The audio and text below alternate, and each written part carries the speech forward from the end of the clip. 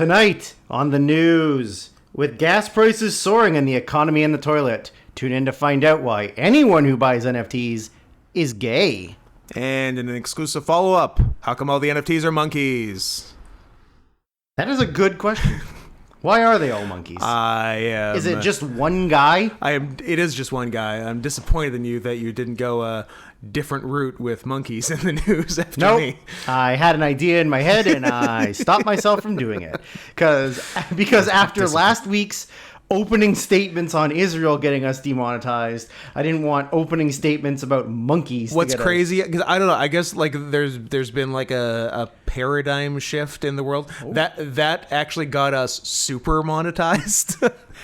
So we're gonna triple the money. Yeah, we're gonna give you a little extra for that. You know, you guys aren't saying anything that's not true. Here's a little extra. You guys were doing nothing but reporting the news as advertised. The news. So yeah, they gave us a little bump. So we're millionaires now.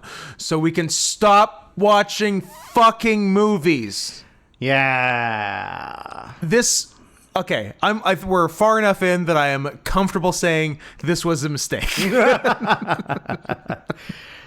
This is the worst decision of our You lives. better buy the prettiest gear I've ever seen with this money. Well, it's going to be your gear, but better because it's a snow leopard. Jury's out. Well, we'll find out, won't we? We will find out. Walking around tail, show tail, butt plug tail. No. Because it's in the wrong spot. Because it's in the wrong spot. It's too low. Look, I'm all for shoving things in your ass. Okay, first of all, you don't need to scream. Look, that's not the issue. But I am a physiological accuracy man first, and a shoving things up your ass man second. You're a BPB and a butt playboy, and never the twain shall meet. Meet me halfway. Get a tail in the proper place and shove something else up your ass. Everybody wins. Okay, get a proper tail. Use the other end to shove up your ass. Sure. There you go. Absolutely. Yeah. I mean, I don't think you want to get poop all over your tail. I was gonna say, I don't know if I'd be putting my tail in my ass. Well, desperate times call for desperate measures. It's true. Modern problems require modern solutions. Our dads didn't have to worry about sticking tails up their asses. Hey, Dad, wait. When you were my age,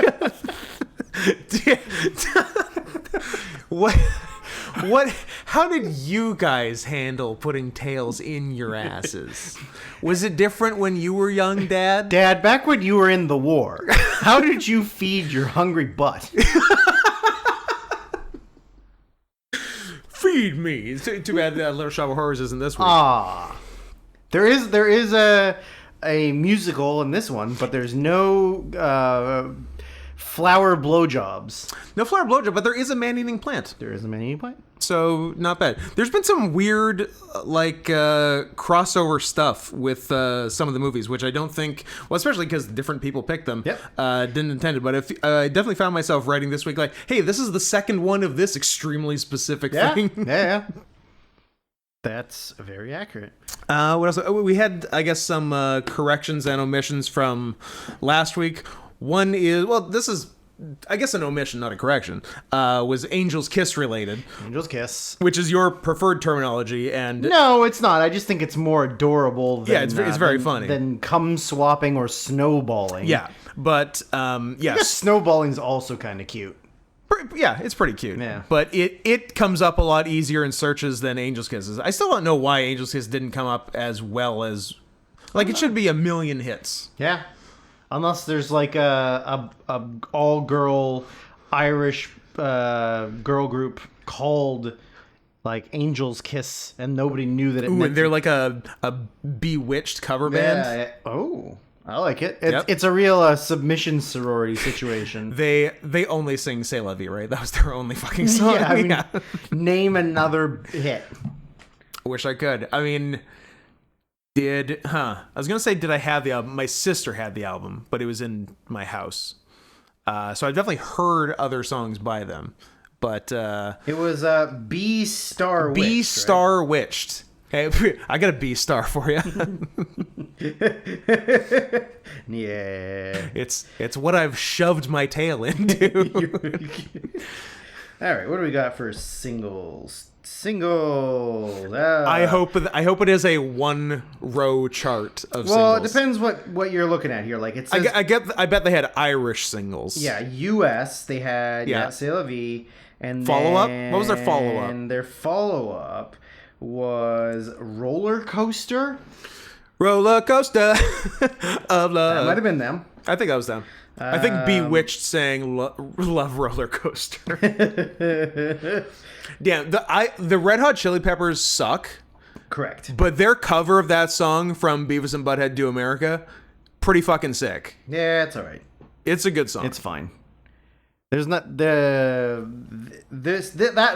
definitely is the last bit of talking about somebody's taste in music on this podcast.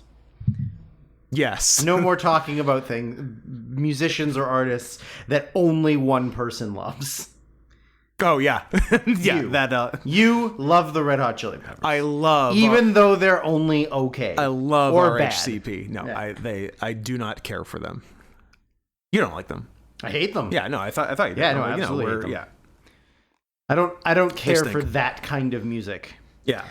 I like very specific. I like their cover of Love Roller Coaster. I like what I'd like to hug and kiss you. Yeah, of course. Wow, that's so much better. That might be it. I'm not a big Californication man. Sorry. The other one I like is John Daly's fake Red Hot Chili Pepper song, Abracadabra, California. Yes. Which people thought was okay, anyone who thought it was real and is a Chili Peppers fan, you have to go to the camps now. Like if you're so stupid. Well, no, it's not. It's not even your fault. It's the Chili Peppers' fault. No, it's the children that are wrong. The children that are wrong. The Chili Peppers are so bad that John Daly's joke parody of them made actual fans think it was real. That's how much the real band sucks. I wonder how many fans we're losing right now. Do we got a lot of pepperheads in the... Is that legitimately what they're called? I don't think it is, but I do think it is a Tim Heidecker / John Daly joke. Yeah, that sounds about right. Yeah. That sounds right. From like Comedy Bang Bang or something. Yeah. I can see that.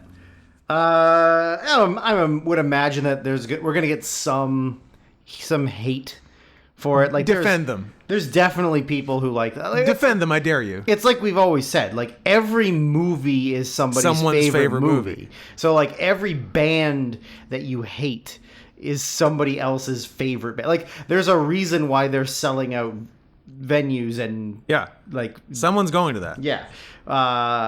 Scum is going to that. Yeah. Absolutely. Early 2010s Ring of Honor heel faction Scum. Yes. We're talking Reno Scum? Not Reno Scum. No. That's mid to late 2010s also Impact. West Coast and Impact. Faction. They were in Impact for a while. Good for them. You know what? You guys are doing all right. Scum was... What do you got? Kevin Steen? Jimmy Jacobs? Cliff Compton. That's a good one. Steve Carino? Yeah, Steve Carino? BJ Whitmer? Maybe. I'm gonna look it up. I didn't watch a lot during that time. Who did? Yeah. That's the end of the show. Drew's gonna look up Scum for the rest of the show. I'm gonna look it up and then I'm not gonna tell you what I find. While Drew's looking that up, the other big correction and omission to discuss is regarding last week's Jinro the Wolf Brigade, where the ending was too ambiguous for both of us. Because I went through a whole roller coaster on the ending. Of love. do you have Scum for me before I get into it? I do. Yeah, so Steen, Carino, Compton, Jacobs. Yeah, we got those. Jimmy Rave. Rave, R.I.P. Is he dead yet? Yep. All his limbs fell off and then he died. And then he died. Rhett Titus. King. Love machine. Rhino. And for a very brief period of time, Matt Hardy. Good stuff. Good group. One of the best. One of the all-time best. Scum. I don't know what made me think of that. So Jinro. So here was my roller coaster for the Jinro ending. Your roller coaster of love. When I first watched it, I thought the guys in the bunker shot her. Me too. But I wasn't sure. 100%. Yeah. But I wasn't sure. And then I read a plot summary that said Fuse shot her. I'm like, okay, Fuse shot her. And then when we recorded, you said the guys in the bunker shot her. I'm like, okay, then Drew must know something I don't know, so I'll go with that.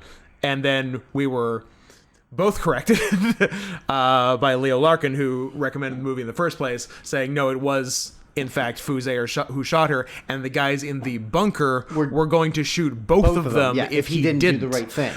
And that does make more sense for the story. Like, Fuse shooting her reinforces the wolf's gonna wolf theme of the movie. So that does make sense. But the way it was done, like, because like it's shot like only their upper bodies are shot and he's got the gun low, and it was very hard to tell what the deal was. But yeah, story-wise, it does make more sense that our hero shot an innocent woman. Well, she was being annoying. So you know what? She was kind of asking for it. In his defense, she was being annoying. She was being annoying. And if there's one thing I've learned, when women are annoying, you can shoot them. And what was the other thing? Oh, yeah, we had mentioned the director of it, who had been like a key guy on some other big stuff, but the writer of Jinro like created Ghost in the Shell and and some other big things, and was more than like a key animator. He literally like created it. So I think that was the Jinro stuff. Forgiveness, please. Forgiveness, please. Sumimazan. Stick it in my asshole. Unless it is the tail plug, because that is anatomically incorrect. I like Jushin Thunder Liger wanting it in his asshole, but as long as it's not a tail butt plug. Yeah. Maybe one of the greatest things we've ever seen in our entire lives. We saw a Japanese wrestling legend. All-time legend. Arguably best junior heavyweight of all time. Jushin Thunder Liger on a PWG show in Reseda, California. Say in a multi-man comedy tag match. In broken English. Stick it in my asshole. It was to Tommaso Ciampa. To recent NXT World Champion Tommaso Ciampa. A magical time. In Very all funny. of our lives. Who back when we were friends with everyone we went with. Yeah. Who won that tournament? It's Vacant. Vacant won the tournament. Vacant won the tournament? It was what, a three-way between Trevor Lee, young William Ospreay, and Vacant. And Vacant came out. And Vacant pulled it off. Yeah, Vacant got it. Good for him. I mean, Vacant is the greatest world champion of all time. He does have more reigns than anyone else. He's Ric Flair, fuck him. John Cena, get out of here. Vacant. I mean, it's a dumb joke the internet makes all the time, but no, that would be my hero, Marty Scurll. Literally a man who I based a lot of my wrestling appearance off of for about 4 years. Wrestling appearance, some moves. Personal life. It's funny, he was your hero, and then after the news came out, he was even more of your hero. If he'd gotten away with it. That is the great tragedy. We don't get to we don't get to hear about the guys who got away with it, who are the real heroes. We only hear about the dum-dums who got caught. Isn't that like the great irony of life? The great irony of life. And like it goes to everything. Get away with it, nobody ever knows. What a disappointment. It goes beyond sexually assaulting underage drunk girls. Like, we probably don't know who, like, the greatest serial killers of all time are. No. And we never will. Because they're so good. We never, ever One will. could be in this room right now, and we'd sadly never know. Nope. Yeah. It makes me sad. That is the great disappointment of life. That's the only reason I want there to be an afterlife. Just so I can get, like, a couple answers on things. Right. Yeah. Yeah. Like who was putting up numbers serial killer wise that I don't know about, because I would like to know about that. Yeah. But that's about it. Who in history has had intercourse with the most children? Yeah. And why is it exclusively members of the Clinton crime family? Crime family. Which I will exclusively refer to them as, since our new favorite movie from last week, The Scary of 61st. Yeah. Grammatically sound title. Yep. The Scary of 61st. Scary. I'm like, maybe they'll explain it as it goes on. No. Maybe they'll say the title a bunch. I don't like it when they don't say the title. Me neither. Because I'm like, is this even the movie? A couple of them said it this time. A couple did. Yeah. You know what? I'm going to go through right now and see who said it. That is a very funny thing to know about yourself. That, like, man, I've probably had sex with the most children of anyone ever. Anyone ever. Wow. I mean, it's probably, like, ever is probably Alexander the Great or Genghis Khan. Sure. Yeah. Sure. I mean, but modern times. Bill Clinton. Modern times. Bill Clinton. It's just Bill Clinton. And good for... Okay, who said that? Good for... They said it in The One. Yep. They said it in Jumanji. Yep. They said it in Life Itself. Yep. They did not say it in either Black Christmas. No, because that's not the point of the movie. It's not... Sad. They said it in The Calamari Wrestler. Mm-hmm. I don't think... Did they say The Phantom of the Paradise? No. They said them separately. Yep. Did they say Drunken Master 2? Or the Legend of Drunken Master? They definitely said Drunken Master. Yeah. I don't think they said Army of One? No. They didn't. They didn't say Extra, because it wasn't anything. Oh, I'm going to tell you what it is. When we get to that movie... do you know? Because I don't know what Extra is. Yeah. I don't know if I missed something. No, you okay. did. I did miss something. Yeah. Okay, good. And Happiness, they say. More than half. Pretty good. Yeah. Are we going to try to do this in one shot? Yeah, we're going to try and do it in one 3-hour episode. We are starting it at 2:45 p.m. Yeah. And we are expecting to be done at 5:45 a.m. tomorrow. 6 a.m. Tuesday. Oh, P.S. You're listening to this on, what, Monday the 14th? Yeah. Yeah. You have until end of day, Tuesday the 15th. You got 1 day from now if you're listening to it on release day. And then #time's up.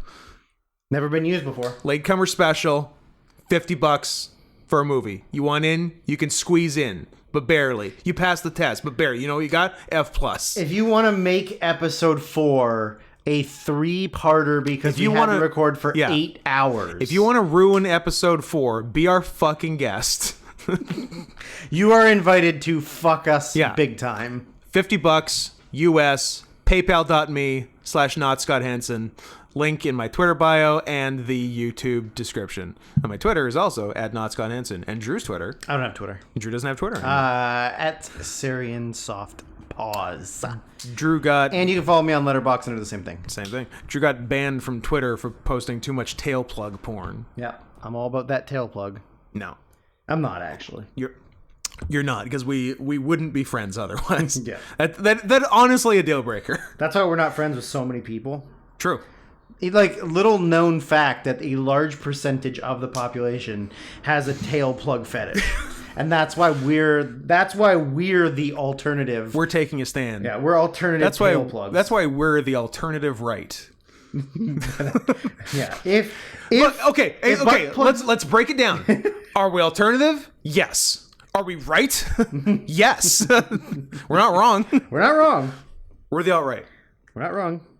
That's It's been a long time since we've announced this as the number one alt-right wrestling podcast on iTunes. That takes me back. Yep. Feels good. Feels good when we'd say that and 2 of the 4 of us would laugh. It's the 2 that are still here. It is the 2 that are still here. The survivors. The Lone Survivors, starring Mark Wahlberg. Starring Barbara Walters. Barbara. Directed by the incomparable Peter Berg. Hey, I'm a big Peter Berg man. What was he in that surprised me? Oh, 1989's Going Overboard, starring Adam Sandler. Okay. Also, one of the worst motion pictures ever made. Yeah, it's bad. I remember renting it like at the height of my Adam Sandler love and going, even as a pretty young 30-something, going, this is unwatchable. Yeah. What's worse, Going Overboard or Cabin Boy? Going Overboard. Really? Oh, yeah. Because Cabin Boy is also really No. bad. Revisit Going Overboard. Right. Adam had to watch it for his podcast. Oh, really? Because Ralph the Movie Maker is a terrorist and recommended it. And I mean, we watched some and then like fast forwarded more, but it's disgusting. Well, I can't actively say that I've seen the whole thing. I've seen that's the bits thing. and pieces. Because I told him, I'm like, it's been a long time, but I have seen this and I don't need to see it again. And then about 25 minutes in, I'm like, I haven't seen any of this. I turned this movie off when I rented it. Yeah. Which is not something I did often. Like I would like if I rented a movie, I'm watching that fucking movie. Yep. Especially at the time with my favorite actor, Adam Sandler. Then, now, forever. Yeah. It's also weird he was in a movie that's pre-SNL. Oh, yeah. It's weird. 89. It's really early. He's like, I don't know. I guess I shouldn't be too harsh. He was 12 years old at the time. I guess, I guess just like at any point, any comedian in the 80s could get, even if it was the end of the 80s, like, could just get a movie. I think his character's name in the movie is Shecky Moskowitz, which is pretty sick. That sounds right. That sounds correct. Checks out. Yeah. Oh, Adam Sandler's going to have a Jewy name in a Jewy movie? Gee, surprise, surprise. But yeah, Peter Berg. And I'm like, is that Peter Berg? Peter Berg? And it was. It was weird. Billed as Pete Berg. Yeah. Cute. Yeah. He was an actor before he was a director. I mean, yeah, he's the star of my favorite movie. Yeah, that. Not that. Yeah, great white hope. Great hype, baby. Great white so hype good. is so good. How come nobody recommended that? How come nobody recommended that? Or what was the other movie we were talking about a second ago? I'm like, why did no one? Cowboy. No, before we got on to Going Overboard, we mentioned some movie that was good, and I'm like, yeah, you guys are bad at picking. Well, we had one last week too, but I don't remember what it was. Yeah. Anyway, Anyways. You should have recommended Great White Hype, is what I'm saying. You still can. $50. You still can for $50. $50 and make us watch a movie we both like and want to watch again. Yeah. But if you don't give us $50, we're not going to watch it. We absolutely. We're gonna starve ourselves. We're gonna no nut November. The Great White Hype. I'll go as far as to say I will never watch the Great White Hype again. Wow. Unless someone in the next 24 hours sends us $50. Jesus Christ. What do you think about You're gonna do that to him? You're gonna blue ball him like that? I'm gonna do that to him. No, they're doing it to you. You're talking to them. Yeah, you're gonna blue ball him like that, you sons of bitches. You absolute monsters. Monsters. Yeah. So I don't know, just something to think about. You know what's not a good movie? Great White Hope. Not good. No. Boring as shit. Yeah. Because Damon Wayans, wasn't it? Damon Wayans wasn't it? Yeah. Nor Jamie Foxx. Nor Jamie Foxx, or And as Merlot Broham. or It's a Merlot Broham. or Sam Jackson as Don King. Sam Jackson as Don King. John Lovitz in the mix. Yeah, always gay. More good Lovitz this week. Always gay. Oh, for the second time, not that was one of the things. No, yeah, I'm yeah. like, John Lovitz again, one with another great performance, two playing a straight again. Yep. Crazy. Playing us straight. As if he only plays gay. He is gay. Doesn't matter. He's not always playing gay. He should. Gay should only play gay. Straight should only play straight. Cis men should only play trans. Is that? That seems fair. That seems fair. Yeah. Listen, you're not bending the rules for everyone. Yeah. You're gonna make it straight. We're not gender bending the rules. That's for sure. We're not fluid. We're not fluid. I got some fluid for you. I don't like it. I'm still laughing at B-Star Witch. Star Witch. That one's gonna get me through the show. Yeah. Dumb joke that I like is I always used to name my fantasy soccer teams because there's a legitimate team called Red Star Belgrade, and so my team was always Brown Star Belgrade. I would also accepted Tail Star or Belgrade. Tail Star, yeah, but yeah, Brown Star Belgrade was. I feel like we mine. had a good little Tail Star hip hop riff some months ago. Oh, we did, yeah. Or on we one did. of the In Your Houses or something. Yeah. That was It good. definitely got us a good. That was good stuff. A good chuckle. Yeah. What do you think about The One, 2001, brought to us by Dead Sane? Friend of the show, Dead Sane. I had seen it I hadn't. a long ass time ago, and I was like, I don't know if I need to really like rewatch it because like I remember like some of it. Can or we more, agree? like, Say, go ahead. I remember like enough of it that I can like write notes, and then when we Yeah. read the synopsis, it'll be good. But then I was like, no, fuck it, I'll rewatch it. Like I think it's pretty fun. And it was the right choice. Oh goddamn, it's so much fun. So this is very much like a rat race from last week, where Yes. you've Yeah. seen it. You go, hey, I'll maybe skim through it to refresh. I'm like, oh, I'm watching this whole thing. yeah. Both movies from 2001. Coincidence? Maybe 2001's the best year for movies. Maybe 2001's the best year, period. It is. I'm a big fan of the second half. Let's name all the cool things that happened in 2001. The first George W. Bush State of the Union. Yep. Someone who looks like me but is obviously much older graduated high school. Oh my god. There was a real that was shortage like- of pilots. we lost some of our best men that day.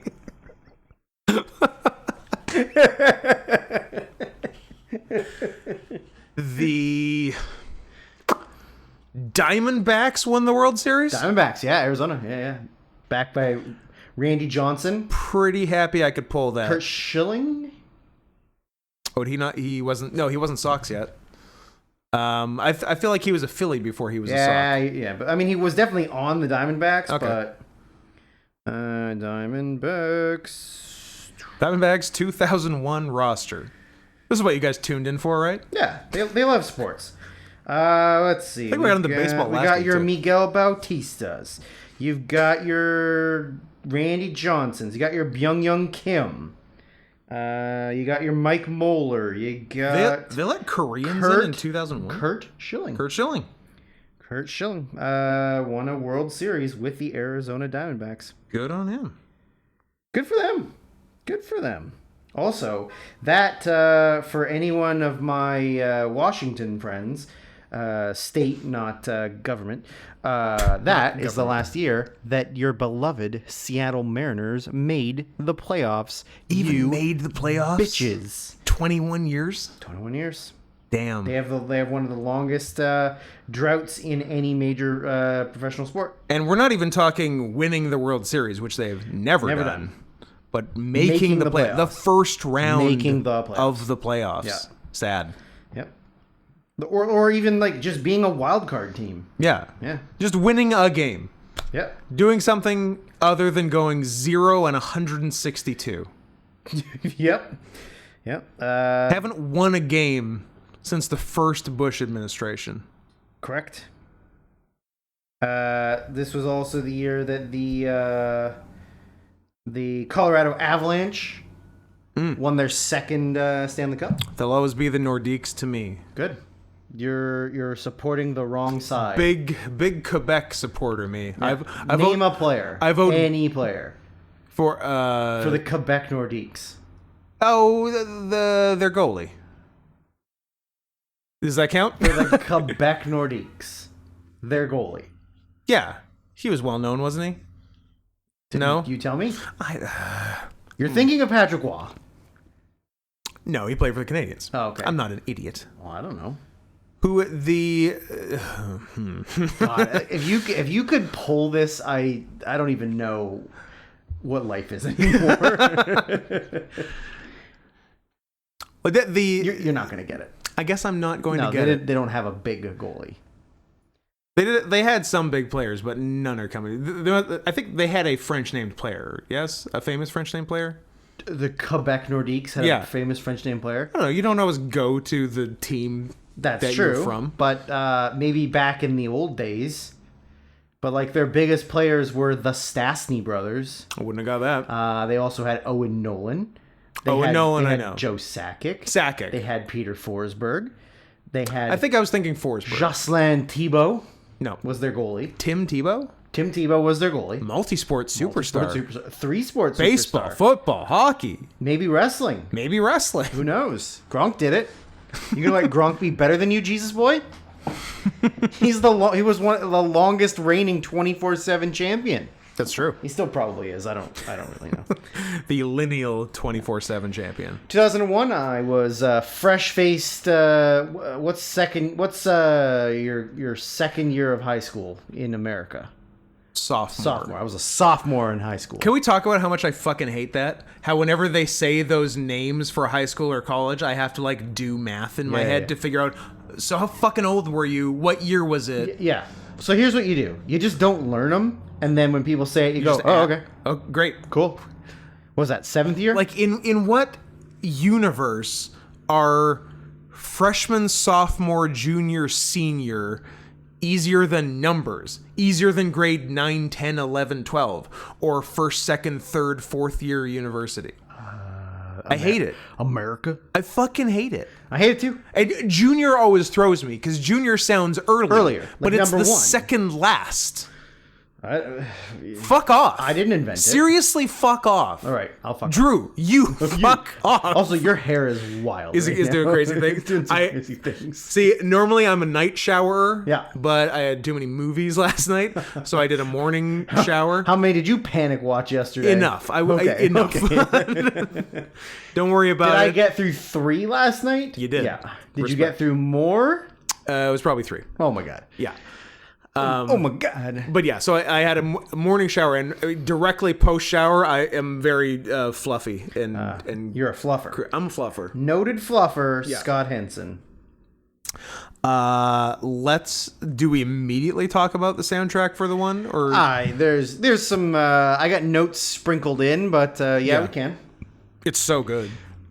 It's amazing, yeah. I mean, also it's the same soundtrack as 2019's The Death of Dick Long. One of them is ironic, one of them is not. Yeah. Well, I mean, Death of Dick Long has like Nickelback, Puddle of Mud, Stained.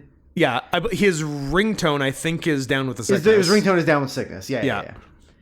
But this one,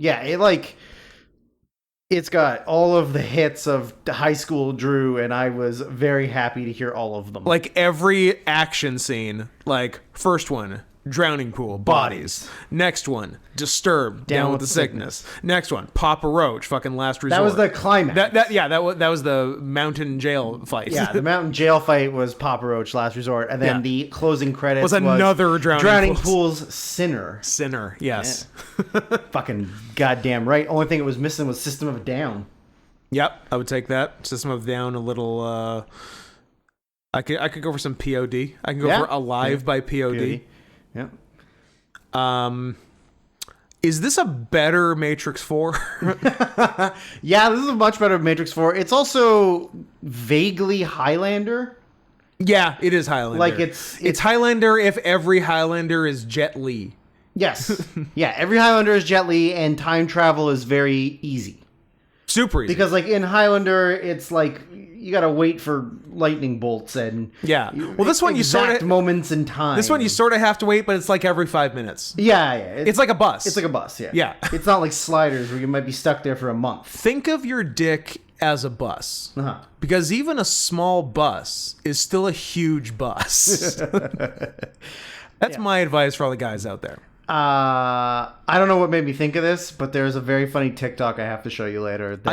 Drew, I know you're a big TikToker. I love looking at TikToks. I know you do. Thank you. It's a guy pretending to be Doctor Strange when no one's looking, and it involves opening a portal here and opening a portal here and then walking forward. I like it. Very I'm good. into it. It's very funny. So we start off with Jet Li, who, don't worry, Jet, you're going to look like that for the rest of your life. You're definitely... Oh, what did they do to him? Not going to look horrible. What did they inject him with? He must have had some kind of like crossroads demon situation where it's like, you're going to be really popular from 1997 to 2008. And then it's all downhill from there. You're going to rapidly age. To wither. Your body's going to quit on you. Is it a Dorian Gray situation? Did someone smash his portrait or something? Maybe. And he just aged all at once? That's not the only Dorian Gray reference. It is not the only Dorian Gray reference. Look at you. Look at me. Look at you. Foreshadowing. Yep. So the first note I made is Hank from Breaking Bad. Yeah, a young, looking exactly the same Dean Norris. Dean Norris is I guess he's like the main guard at this prison, and they're transporting Jet Li to essentially to kill him. Right? I guess he's going to the chair that they use to like send him. No, they send him to the prison. The prison chair. Yeah, the prison chair. So, but of course, being Jet Li, he's the most badass. And this is where Drowning Pool's bodies come in, and I wrote the note Drowning Pool with 13 exclamation points. Nice. And then in all caps, I wrote FTW with 3 or 4 exclamation points. And then I just wrote with 5 exclamation points. And then badass with 9 S's and 8 exclamation points. That was my immediate, in real time reaction to hearing Drowning Pool bodies. Very nice. The theme song for every WWF pay-per-view in 2001. Every single one. 12 pay-per-views, 12 months, every single one. It's almost as if they commissioned Drowning Pool to write that song for them. It might have been They're like, listen, we can only use AC/DC so much and then also for the next 21 years. But what we need right now is a song about bodies hitting the floor. And they delivered. Yep. And then that guy killed himself. Fucking killed himself. He made the greatest song of all time. Where can you go from there? There was nowhere to go from there. Yeah. And he had to kill himself. I believe his name was Dave Williams. Hopefully not our Dave Williams. Not our Dave Williams. Hopefully not Welsh Dave Williams. Well, I don't think we're ever going to find out. There's no way to find out. There's no way to find out. Also, I believe Drowning Pool was the very brief team name of Vampiro Raven. I think it was the Deadpool. Maybe it was the Deadpool. The Deadpool. Yeah. Tell me about Dave Williams. Maybe it's not Dave Williams. Oh, it is Dave Williams. Look at that. Nice. Good job. Died in 2002. Wow. He didn't even get to live through his the major parts of his life. Just bodies and out. 30 years old. Good age. Jesus Christ. I hope to OD at 30 one day. In the distant future. He had died from heart failure. He didn't even know OD. He fucking OD'd. Okay, fine. His heart exploded from ODing. Man, just reading through the Wikipedia for him, and it's just like references. Pantera, bam. El Nino, bam. Ozfest, bam. Hit Parader, bam. Like, man, what is this? My bedroom in 2002? Anyways, so that rules. So then, We've got multiverses. There's multiverses, and so this Jet Li is being put on trial for murdering 123 alternate reality Jet Lis. Yes. Which gives us some incredible wig work. Oh my god. They show a bunch of the other Jet Lis he's killed, and it's just this beautiful montage of Jet Li in silly wigs played 100% straight. And also, it's just the same picture. Yeah. It's a still photo of, like, a promo photo of Jet Li where they've just photoshopped on different wigs. So there's, like, Rasta Jet Li. Yeah. There's Ginger Jet Li. Ginger might have been my favorite. He's got, like, freckles and red his hair. skin's white. Amazing. But then there's, like, the thing that I thought was really funny was, like, they were very specific about this one's Korean, this one's Vietnamese, this one's Chinese, this one's Japanese. He can play anything. This one's got dirty knees. He's a real Robin Wright in that he can play a Nazi, a victim, or a collaborator. I wrote Highlander, but everyone is playing the correct race. Yes. You don't have a Scotsman playing a Spanish warrior and a Belgian playing a Belgian playing someone Scotsman. who doesn't have brain damage. Yeah. Anyways, this Jet Li, it is like Highlander. So when you kill yourself in an alternate reality, the remaining Jet Lis kind of like get the spread power of that. Yeah, there's this much Jet Li power, and it's distributed evenly amongst all the living Jet Lis. So the less living Jet Lis there are, the more power each one has, which begs the question and kind of puts a giant fucking plot hole in this whole movie. Wouldn't that happen with every single person? Wouldn't there always be one who lived the longest? And I think it might be if you kill them. I think if you kill them, like that's the Highlander thing, right? But they Highlander don't say that. But I mean, I think it's just implied Highlander. It's sort of implied Highlander. Okay. I think you can kind of because you're right. If like you got hit by a bus in your reality, then every other Scott Henson would just get a little bit stronger. Yeah. I mean, I do feel like I get stronger some days. Well, maybe that's what's happening. Could maybe be. You're the one. Maybe I'm the one. Or maybe you're the Highlander. Could be. Yeah. Am I Scottish/Spanish? No, you're just Scottish. Yeah, I guess. You're Belgian/Scottish. or just Indian. Or just Indian. So this Don't think I didn't notice the Indian flag in your tweet. I ignored it because... No, you liked it. You liked the tweet. Yeah, because I didn't want to start a whole thing. Well, whatever. But don't think I didn't notice it. Okay? Yeah, well. I just want it on record that I fucking saw it. All right? Scott, be proud of your heritage.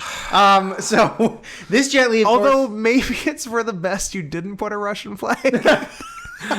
Well, in hindsight? Yeah. That's true. Is there a Siberian flag emote? Yeah, we looked it up, but there's no emote. But we looked at the flag. Yeah, the flag's cool. It's all right. It's whatever. It's more interesting than Russia. You're Russia. I am Russia. I guess I shouldn't say I'm pro-Russia on this show. Probably not. I'm not. I'm not a mayor of Knox County, Tennessee, Glenn Jacobs. Yep.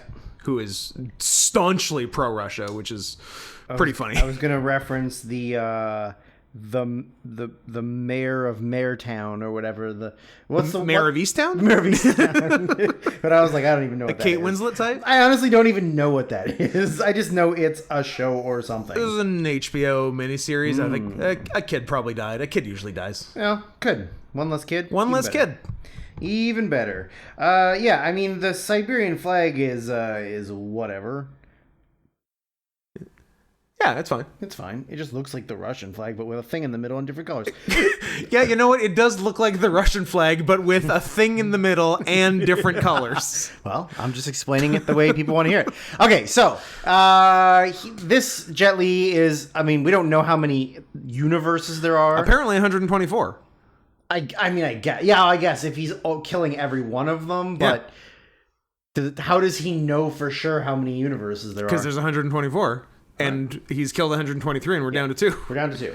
I guess 125. 125. Yeah. 125. So there's I like that the multiverse decided on a round number. 125. 125. So he during the drowning pool 5 fight cubed. scene, That's right. He like essentially there's a big shoot 'em up where another new Jet Li is hiding inside the air ducts, and he murders that Jet Li. Yeah.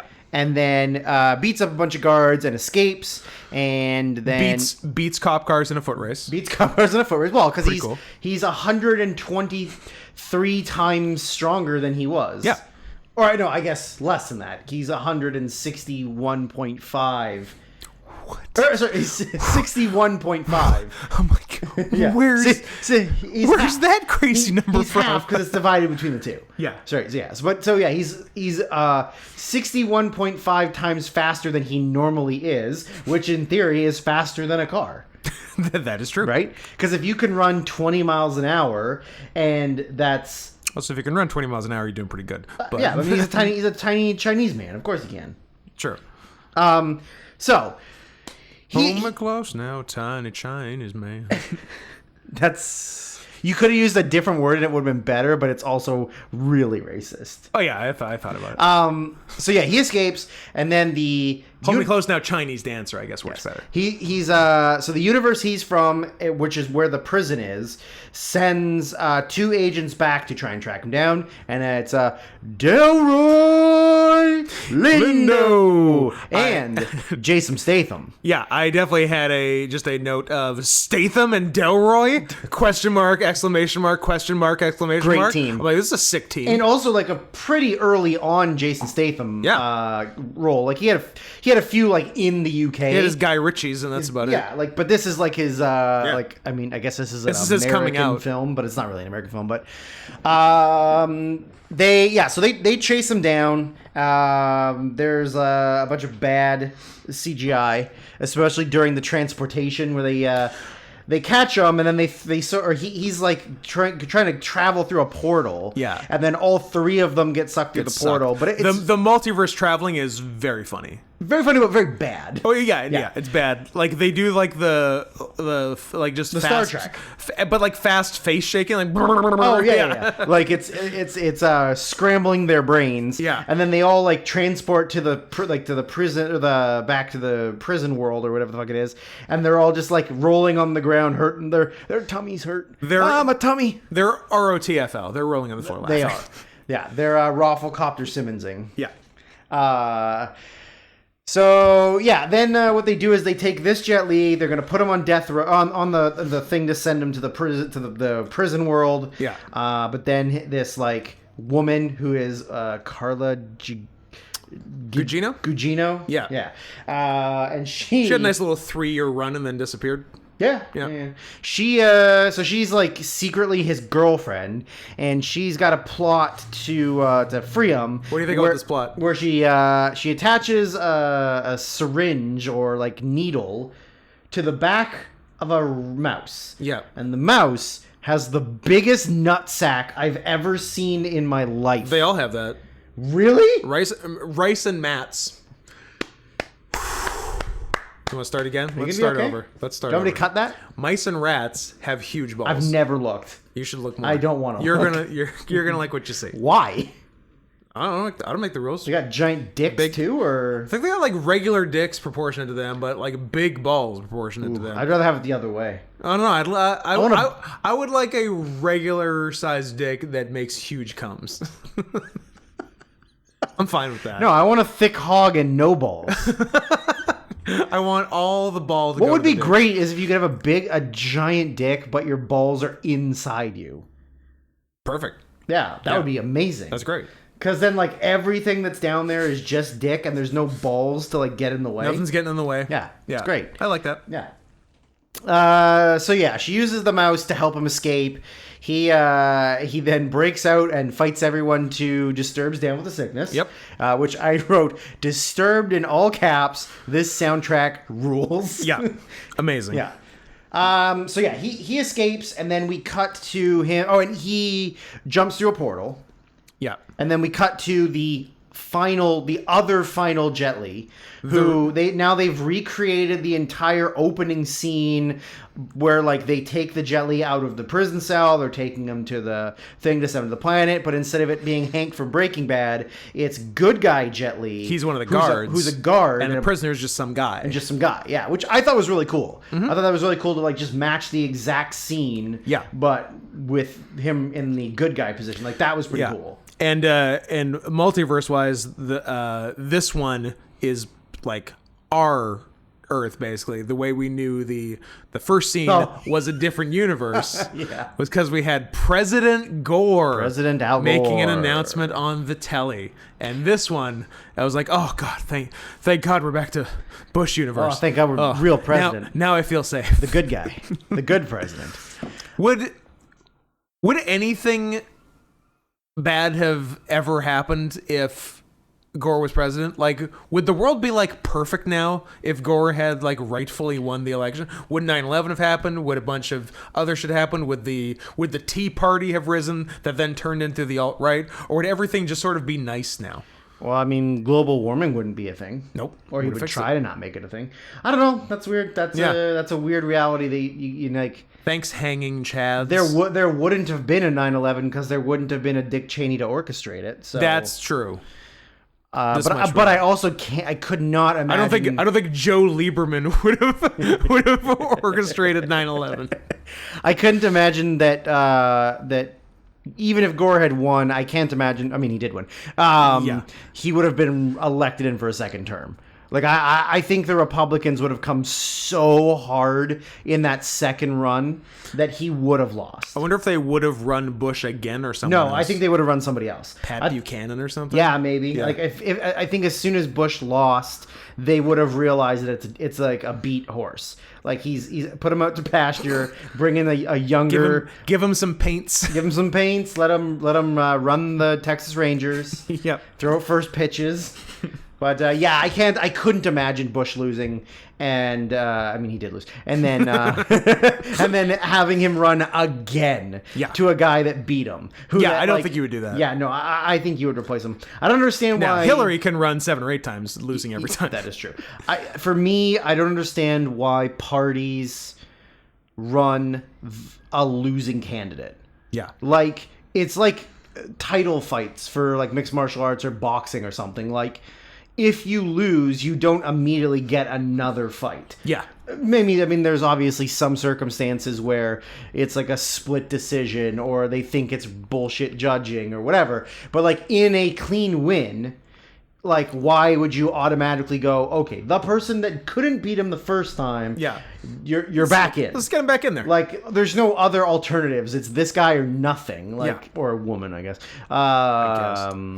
But yeah, I can't imagine a world where like, you know, maybe we never got the, the rise of the wokeness, right? And like the internet wouldn't have like had the steam it's gotten now where like that's where everybody puts their focus is like on shitting on things on the internet. So in the Gore reality, like there's no 9/11, global warming's not an issue, but Sonic the Hedgehog has those teeth and eyes. Yeah. And like, is that a world you want to live in? I would rather be boiling alive every day of my life wearing SPF 140 than have to look at that Sonic the Hedgehog face. I think you're right. I want the good Sonic. How about SPH 140? SPH 140. Anyways, so Jet Li, they have like a showdown with the bad guy Jet Li, and he ends up getting hurt. Yeah. And he goes to the hospital, and they, for whatever reason, like can't tell who's the good guy, who's the bad guy, because guess what? They all look the same. Literally, they all look the same. This is the one time it's okay. This is the one time it's okay. So, yeah, he in this reality as well. He also has Carla Gugino for as his girlfriend. So I just wrote the note. Ooh. Carla Gina Carano. Carla Gina Carano. I wrote, ooh, an interracial couple. Very nice. I like it. She's a vet. She's a vet. A veterinarian, not a veteran, because women can't be in the army. That's ridiculous. Scott, women are allowed in the army, But you They're can't. just But not. you can't say that you're a woman. 'Cause it's don't ask, don't What tell. is this, a Mulan situation? I was gonna say they're allowed in the military. They're just not allowed to complain about all the rape. Hey, if you want to go to Iraq or Afghanistan and fight for your country, you are more than welcome. Just know that when your commanding officer sexually assaults you in a bunker, no one's gonna back you up. Yeah, They're gonna shove it under the rug, and then he's gonna go on to be a starting quarterback in the NFL. and Al Franken gets to grab your titty once, just once. Or they're gonna leave you behind, you're gonna get raped, and then 15 years later you're gonna kill yourself. Yes, that's also on the table. So yeah, I guess so his interracial wife is there, and he's trying to leave because he says he's fine because he has to like track down whoever that person was. But then bad guy Jet Li comes back to the hospital and does the old switcheroo, or we think he does the old switcheroo, but they don't believe that he's the real Jet Li. Yeah. And he does maybe the coolest thing I've ever seen, which is when the person sneaks up behind him to put the syringe in his neck. Yeah. And he grabs it and pulls it over his head, so like the guy's arm is wrenched, drops the syringe, kicks it behind his back, and it flies sticking into the water cooler. And I just I popped so hard for it. I was like, that's fucking cool. That was good. That was so fucking cool. So yeah, then now you've got the Delroy and Statham are like in this universe now, tracking him down, but he gets arrested. So they're like, okay, he's safer like in their custody than loose, so let's just deal with it. Mm-hmm. So then they're going to try and track him down, but again, he is like the most badass man ever. Yep. So he escapes again, and gets away. A lot of escaping. And then he's got like the most superhuman powers of anyone, where he can throw police motorcycles. Yep. Which was pretty wild. Yeah. I mean, there was some fun, stupid action in this. Yeah. Oh yeah, absolutely. This is like prime early 2000s action movie stuff. And like the very first scene, they did like basically Matrix bullet dodging. Yeah. And I liked where like he was just like it was slow-mo, and he would like kick a guy high into the air and then kick him again like out of the air. Yes. It was good stuff. Yeah. Yeah. Also, not the best throwing something up and kicking it of any of the movies we're going to talk about. No. Because one was maybe the best thing I've ever seen. Yeah. So yeah, at one point he has like a big showdown with Delroy Lindo, and then he very easily dispatches of him. But I guess if he is the strength of one chimpanzee or... No. No? Okay. There's no way that ends in any way we want it to. So yeah, it ultimately leads to like Statham trying to like finally. Chimpanzees have the strength of 10 men. Yeah. Jet Li has a strength of 123 men. So if Jet Li fought a chimpanzee, he'd win. Also, he fought Delroy Lindo. Yes. And won. Oh, that's all I know. Yeah. But that's not where I was going. But okay. I was going with the chimpanzees have the strength of 10 men. Retards have the strength of 10 men. If you ever meet a retarded chimpanzee, you fucking run. Unless you're Jet Li, because you've still got 23 you still got on 23. him. Yeah. 23 and me. Yep. Yeah, so Statham tries to finally track him down. He ends up getting his like ankle broken, but then it doesn't really seem to affect him. No, he gets still better. kind of walks. Yeah. So it leads to the two jets facing off. The fight was like in a Sparks factory. In a factory that apparently only manufactures Sparks. Yep. It was a very, very good fight, but it was also very, very Chinese.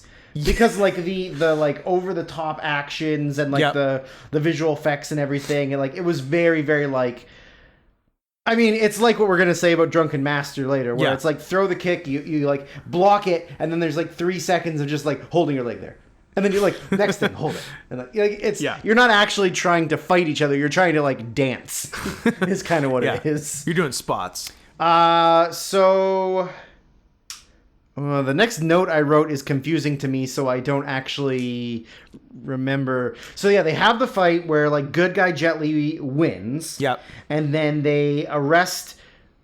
Or like the both Jet Li's and Jason Statham end up getting like through the tunnel to the prison where they're going to send him through the thing.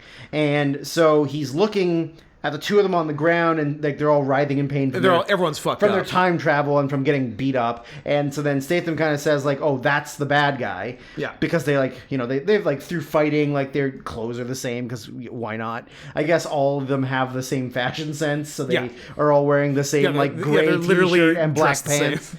Oh no, maybe I guess it was because bad guy Jet Li like stole a police uniform. Oh yeah, and so that was why they were wearing like the same thing. Yeah. So he points and says like that's the bad one. They put him on the chair, and then as he's on the chair, he does like this hand movement. Yeah. That like the good Jet Li did earlier. Yeah. And so he goes like, wait, that's not the bad guy. He sees the wedding ring band. Oh, the wedding ring band. Yeah, that's what it is. He moves the hand so he sees the wedding ring band. Because bad Jet Li don't love no woman. Well, he does. He just is not going to get married. He's a lone wolf. He's a MGTOW. So he sees the ring and he goes, wait, that's the good one. That's the bad guy.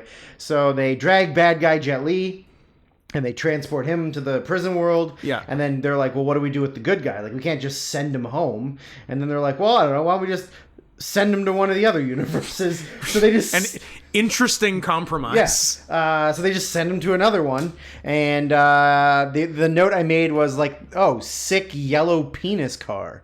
Because when he like transports... It's like a weird kind of future-y world. It's a future-y, like, it's like Back to the Future 2.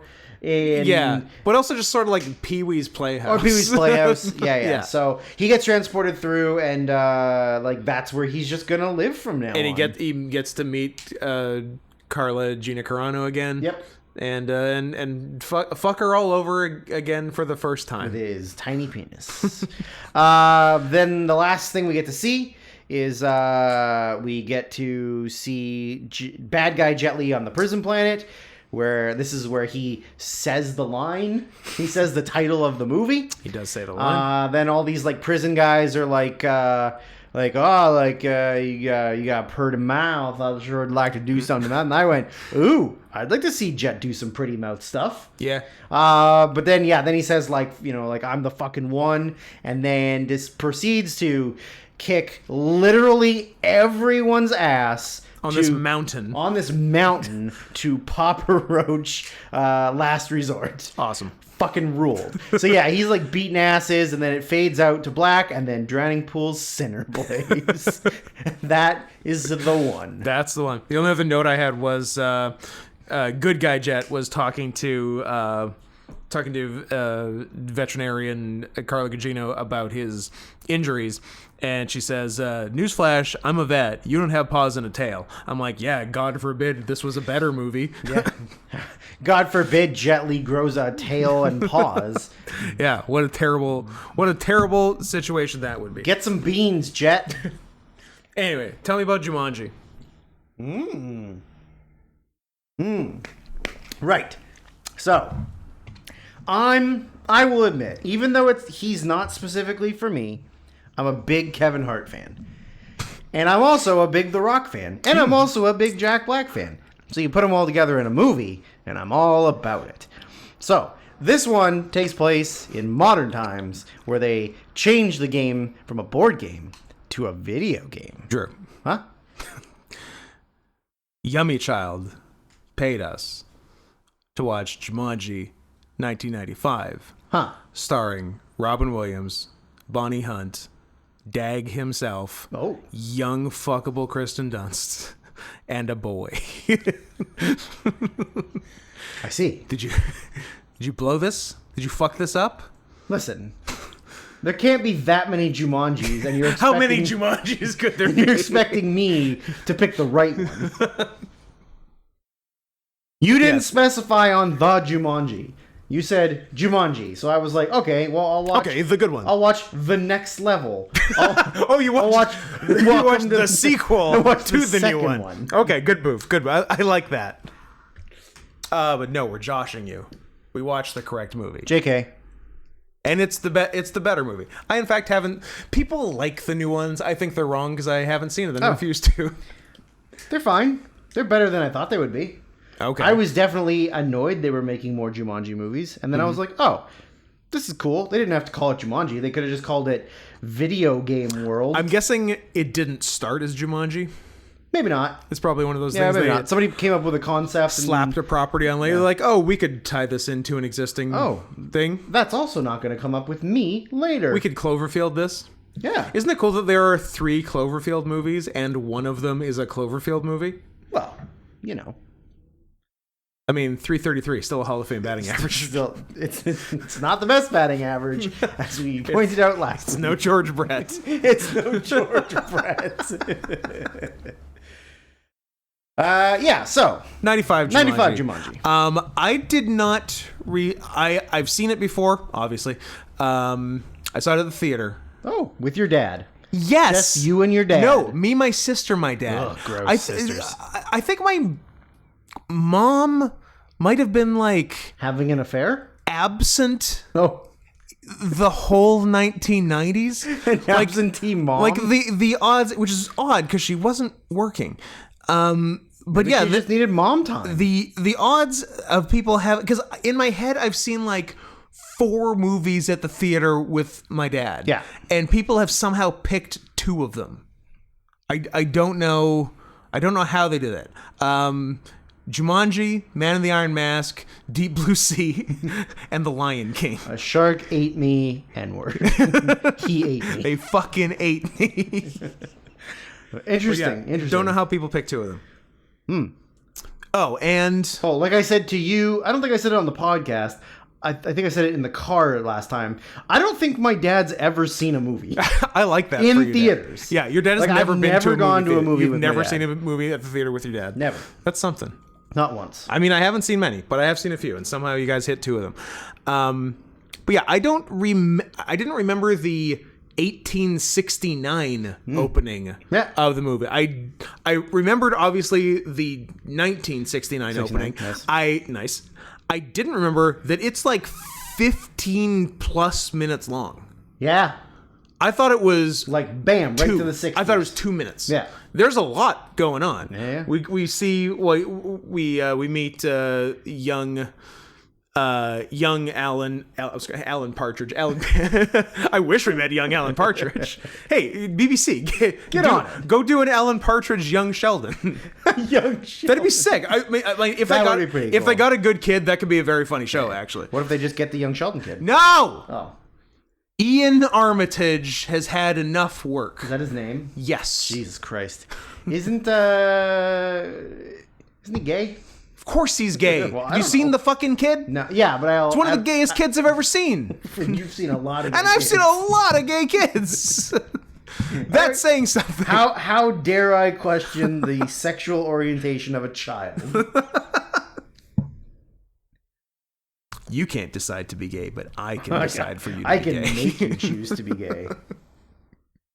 But yeah, like the 1969 opening is long. Like he goes to his dad's shoe factory. We meet his cool black friend, David Allen Greer. Cool black friend. Tell me he's the most prototypical cool black friend. Yeah. there is. He's like a Cool adult black friend. He's like a a jiver. He's jiving. Also, he invented Jordans. He invented Jordans in 1969. He's Michael Jordan. He's Michael Jordan, who and then then the Jumanji happens. then he and his female friend get Jumanji. And then we finally cut to 1995, like an hour into the movie. Yeah, it's a lot of build up. I didn't remember it being that long. Nothing like a movie that stars one of the hottest comedic actors Kirsten in the world. Dunst. Yeah. And you don't get to him until like 40 minutes into the movie. It was now, interesting, granted, once he gets there, it's more than enough. Oh yeah, once he gets there, he owns it. But like the whole idea is you have Robin fucking Williams in the prime of his career. Yeah. And he's not in the movie until like almost halfway. Yeah, it is a while because it's not like he even shows up when we hit 95. A bunch more shit has to happen. Yeah. It's a while before he's on screen, but then again, when he's on screen, he's more than makes up for everything else. Yeah. So we're in present day. Kirsten Dunst and her brother are being guardianed by her hot aunt, Bebe Neuwirth. I'm a fan. Interesting take. Okay. You don't think Bebe Neuwirth is hot in this? She's aight. She looks good in this. She's aight. All right. I like her. Well, now I hope later when I say someone's hot, you don't do the same reaction to me. I hope Not I don't. in this movie. Well, don't be wrong then. Well, we'll find out. Well, we will find out. Their parents are dead, and Kirsten Dunst is weirdly nonchalant about her. Oh yeah, she's dead really parents. well adjusted. And she's talking to she's like making up stories about because the parents just died in a car crash or something. But she is making up all these stories about how her parents died to the realtor of the house they're buying. Well, she's bored. I guess she's bored, but I did like how Maybe she cut the brake line. it's fun. She might have died. She's a bit of a little sociopath. But yeah, she's saying how they were negotiating peace in the Middle East. Yeah. And then her words, not mine, safarying in darkest Africa, which I enjoyed. Oh, that's good. So they stumble upon the Jumanji game in the attic of the new house they bought. I don't really get the situation. Because it's a big, nice old house. I mean, I guess it's been abandoned for a while because the fucking kid from it disappeared, and then then that kid's parents both fucking died. But also, I guess the answer is. I don't know if this is a good thing to show you right now. What have you got? Kirsten Dunst's tits. But not from Jumanji. Come on, guys. Be cool. You want me to look that up? I maybe don't. Oh, okay. Unless you want that on your search history. No, not particularly. I don't not want it. Yeah, I still want them to know I'm interested. I just don't want them to know that I'm shopping. Yeah. So, and what happened to young Robin Williams was he and young friend who will be Bonnie Hunt. Young Bonnie Hunt. They found the game. They started playing. Robin rolled a thing where he gets sent to the jungle until they made him click his heels 3 times and go back to Africa until someone rolls a 5 or an 8. But young Bonnie Hunt, who can't keep her fucking shit together, just panics and runs away for 25 years. Women. So he's just there, just getting almost murdered constantly. Every day in the jungle.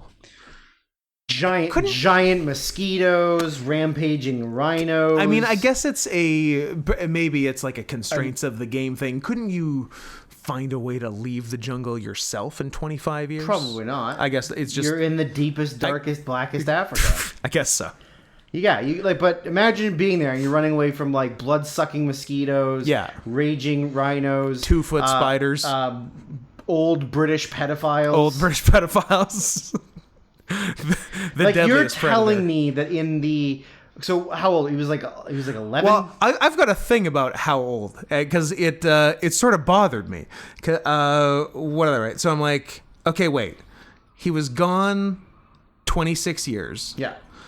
And was 11 when he disappeared. Yeah. Is Robin Williams in this movie younger than I am now? Yeah, probably. Did you look it up? No. Or you guys put real life Robin Williams? Well, at the very least, he's playing a character. Or what the character age is. Because in theory, the character is 37. So he was probably a little older? He was born in 1951. So he's 44 there. Yeah. He looks 44 there. Yeah, he could pass for younger, for sure. Yeah. But I didn't like the potential of him being younger than me. Or younger than that guy who graduated in 2001. Yeah. But also maybe in... Jumanji, time is different because you're in the game, so maybe you age differently. I don't know. He definitely aged. Yeah, but should he even though he was gone for 26 years, maybe he only aged 20 years. Maybe he's 30. No, he should have aged more a year. He looks old because I guess it's just the big beard and stuff, but he looks much older than me. Everyone looks much older. Oh yeah. Oh, I'm baby. See, yeah, you are baby. I don't know. You guys look the same. I don't think we look right the same.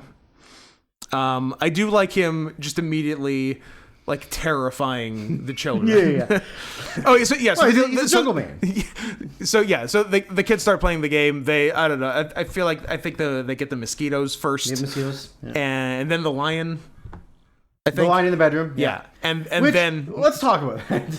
The lion appears. So like that is a very minor issue I have. Is that there's like the stampede, right? So all those animals are rampaging. Yeah. The mosquitoes are rampaging. Yeah. The spiders are rampaging, essentially.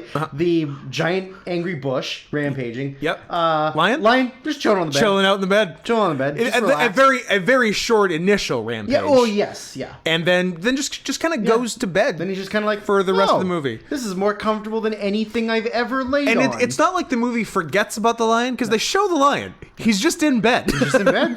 I like that. He's just lounging. He's a big old kitty. He's a big old kitty. You can take the kitty out of Africa. Exactly. I actually wait. I don't know. But he's just a big dumb retarded lion laying down on a bed when he could be eating everything. Yeah. And then eventually one of them rolls a 5 or an 8 as per the rules of the game, and Mountain Man Robin Williams reappears and just immediately terrifies him. He's like, your face will shit mice. He's just like shaking them. But when he appears, I was like, the ultimate human furry, Robin Williams. Yes. Like, how much of that wild man beard and hair is just him? And how much of it is a beard? There was 0 additional hair that they needed for this movie. That's just him. They're like, Robin, don't shave for 4 days. Yeah, done. And you're set. Done. So then we just sort of go along with them trying to complete the game under somewhat harrowing circumstances, because just every role is just an abject disaster. Yeah. We got. Oh, well, then I guess shortly after Robin, we introduced the British pedophile. Van Pelt. Van Pelt. I was like, so what is the internal logic of Van Pelt? So like he hunts humans? That's his deal? I think he's hunting Robin Williams. I think it's sort of like the ultimate game. Like the most dangerous game. You want to hunt the most dangerous game, which is man. True. So yeah, I think he's probably. So he's a Jeffrey Jones in The Pest type. Yeah, but Jeffrey Jones was hunting for something different. Bussy. Also, like the same actor for Van Pelt is also he played his dad outside. Yes. Like he's the father, and then he also plays Van Pelt. Yeah. Yeah, but. Yeah, I think the idea is that he's a big game hunter who's hunted everything except for the biggest game. I like that. And he decided, I'm fine with that internal logic. And I also hope that he started hunting him when he was a little boy. Yes. I hope that he got there and he was like, oh, a fucking kid? I'm going to shoot him. That's mine. Yeah, but then he somehow managed to elude him. For a quarter century. Yeah. So obviously Van Pelt's not a good hunter. Yeah, true. Not great at his job. Then Van Pelt goes to a gun store. Yep. And little known fact or well known fact, if you give the guy at the gun store enough money, he will sell you an illegal assault rifle. Yeah, of course. Yeah. Yeah. So I like that. USA number 1. Probably the most accurate part of the movie. Second most accurate, but second most? The TF. That's very accurate. But yeah, no, yeah. All you gotta do is walk in and it's like, what do you need this for? Hunting elephants? No? Oh, okay. Okay. Well, you've given me, I don't know, $10 million in gold Krugerrands. So you can pretty much have whatever you'd like. Yeah. I almost wish that he had handed him like Nazi gold. Yeah. That he found it hidden in the jungle. That would have been sick. And then he's like, here's some Nazi coins. And the guy who running the gun shop was like, yep. That's my kind of guy. I will make use of this. Yeah. I did like in the Stampede, at the end of it, there's a little fat rhino. Bringing up the rear. Chugging along. Yeah, big fan. Yeah, I'm at I'm at TF. You're at the only important part. I am at the only important part of the movie. So yeah, things have not been going great for the team. Yeah. And they're nearing the end of the game, and the boy sees that if he rolls a 10 or a 12, I think, he'll finish. And the understanding, which is correct, is if once the game is finished, everything fucking knocks it off. Yeah. Enough already with the Jumanji. So he tries to cheat and do like a cheat, like a fake dice roll, like just drop them so they. And the game, which I guess is sentient. The game is alive, basically. Yeah, it is. Yeah. And he's like, "Bup. Back you go, evolutionarily." And it's transformation time. And this was a Is this movie anti-Christian Science? Is it anti-creationist? This is absolutely an anti-creationist. For how much magic is in this movie, this is still an anti-creationist movie. Yeah, but they're also implying that we evolved from monkeys, and that's not what they are Christians believe. No, I agree. So that's it's an interesting dichotomy. Sorry, not to get off topic, but this little wiener kid. Yeah. He's Josh Duhamel. He's Josh Duhamel. He started off like he got a lot of like good roles when he was younger. Yeah. And then after this, he was almost exclusively a child voice actor for animated movies. Okay. And now he's a chunker. I was gonna say, I bet he gained 100 pounds. He seems like the type. He's not as much of a chunker as I thought. No, but he. Yeah, I can still see the kid in him. Like he still looks. But he's only 2 years older than you, and he looks like that. That's true. So what's your excuse for looking so much better than him? Yeah, that's what I meant. I mean, he's got a better hairline. He looks like a kid, and you look like a grandfather. So, what's your excuse? Well, what are you waiting for, loser? Well, I liked it when he looked like a kid who looked like a monkey. So the kid is punished by TFing into, and again, I could think of a lot of better species than monkey to TF into. Big cat. Big cat, for example. Big cat, regular sized cat. Regular cat. Slightly smaller than regular cat. Done. Those would be the top three, yes. And I couldn't remember if what they did with the TF with the kids like face slash muzzle, if it progressed a bit over the course of the movie, or if it was just one static thing and stayed there. I was pleasantly surprised that it does progress. Yeah. I think everything progresses a little bit except for the tail.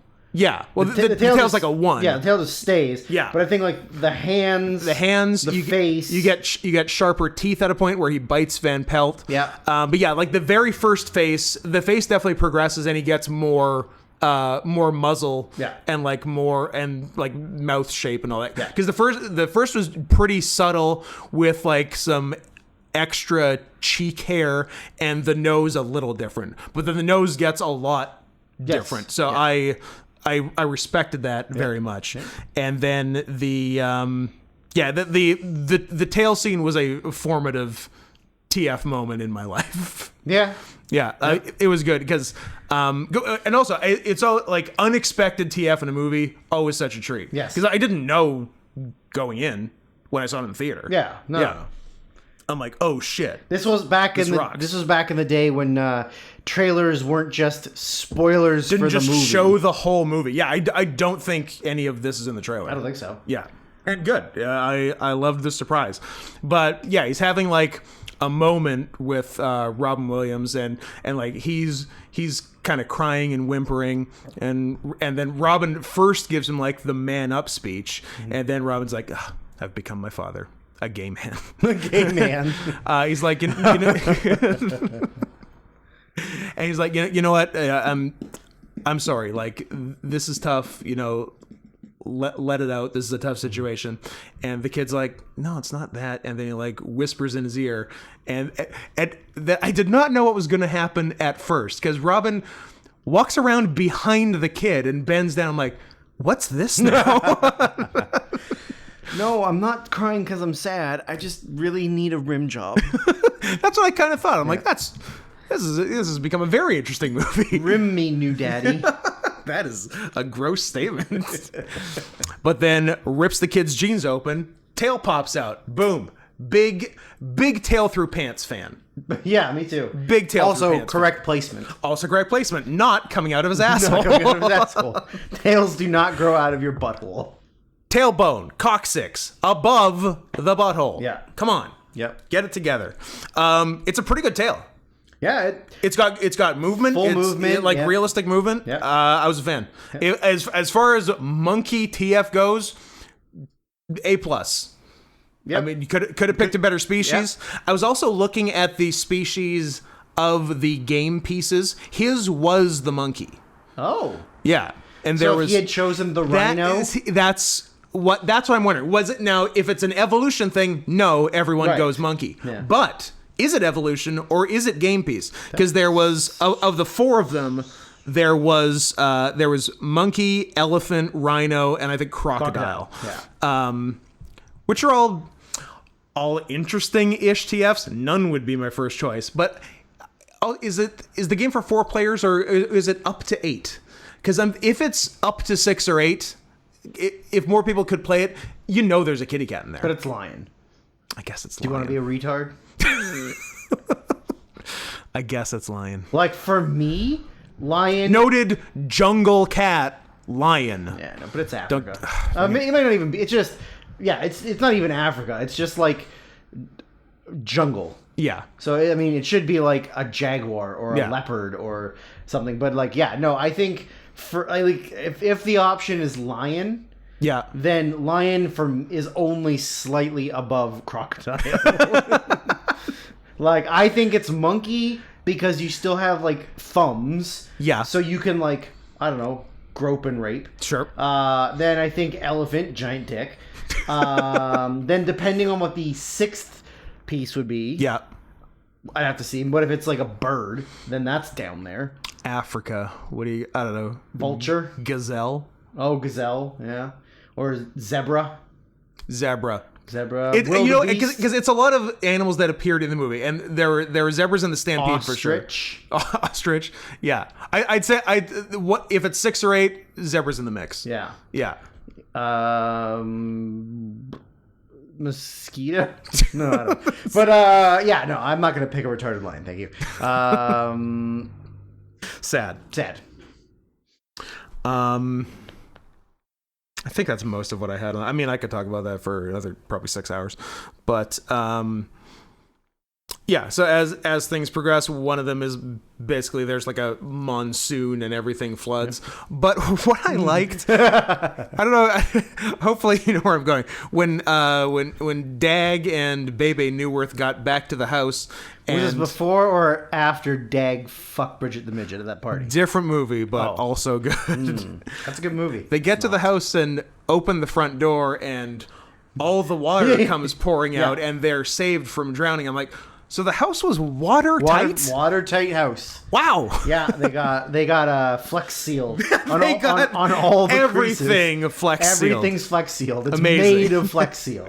There was one thing I really... There was a legitimately good gag. Not really many jokes in the movie. There's some light stuff, but not a lot of jokes. Yeah. This was like a legit, this was... Like, the only joke, literally, or, like, gag is the fat rhino. Because that happens, three times. Yeah, the fat rhino's, like, cute and funny. And the other really good one was, I think, when the giant spiders come right near the end, Robin tells Monkey Boy to it's okay, he's white, I can say it,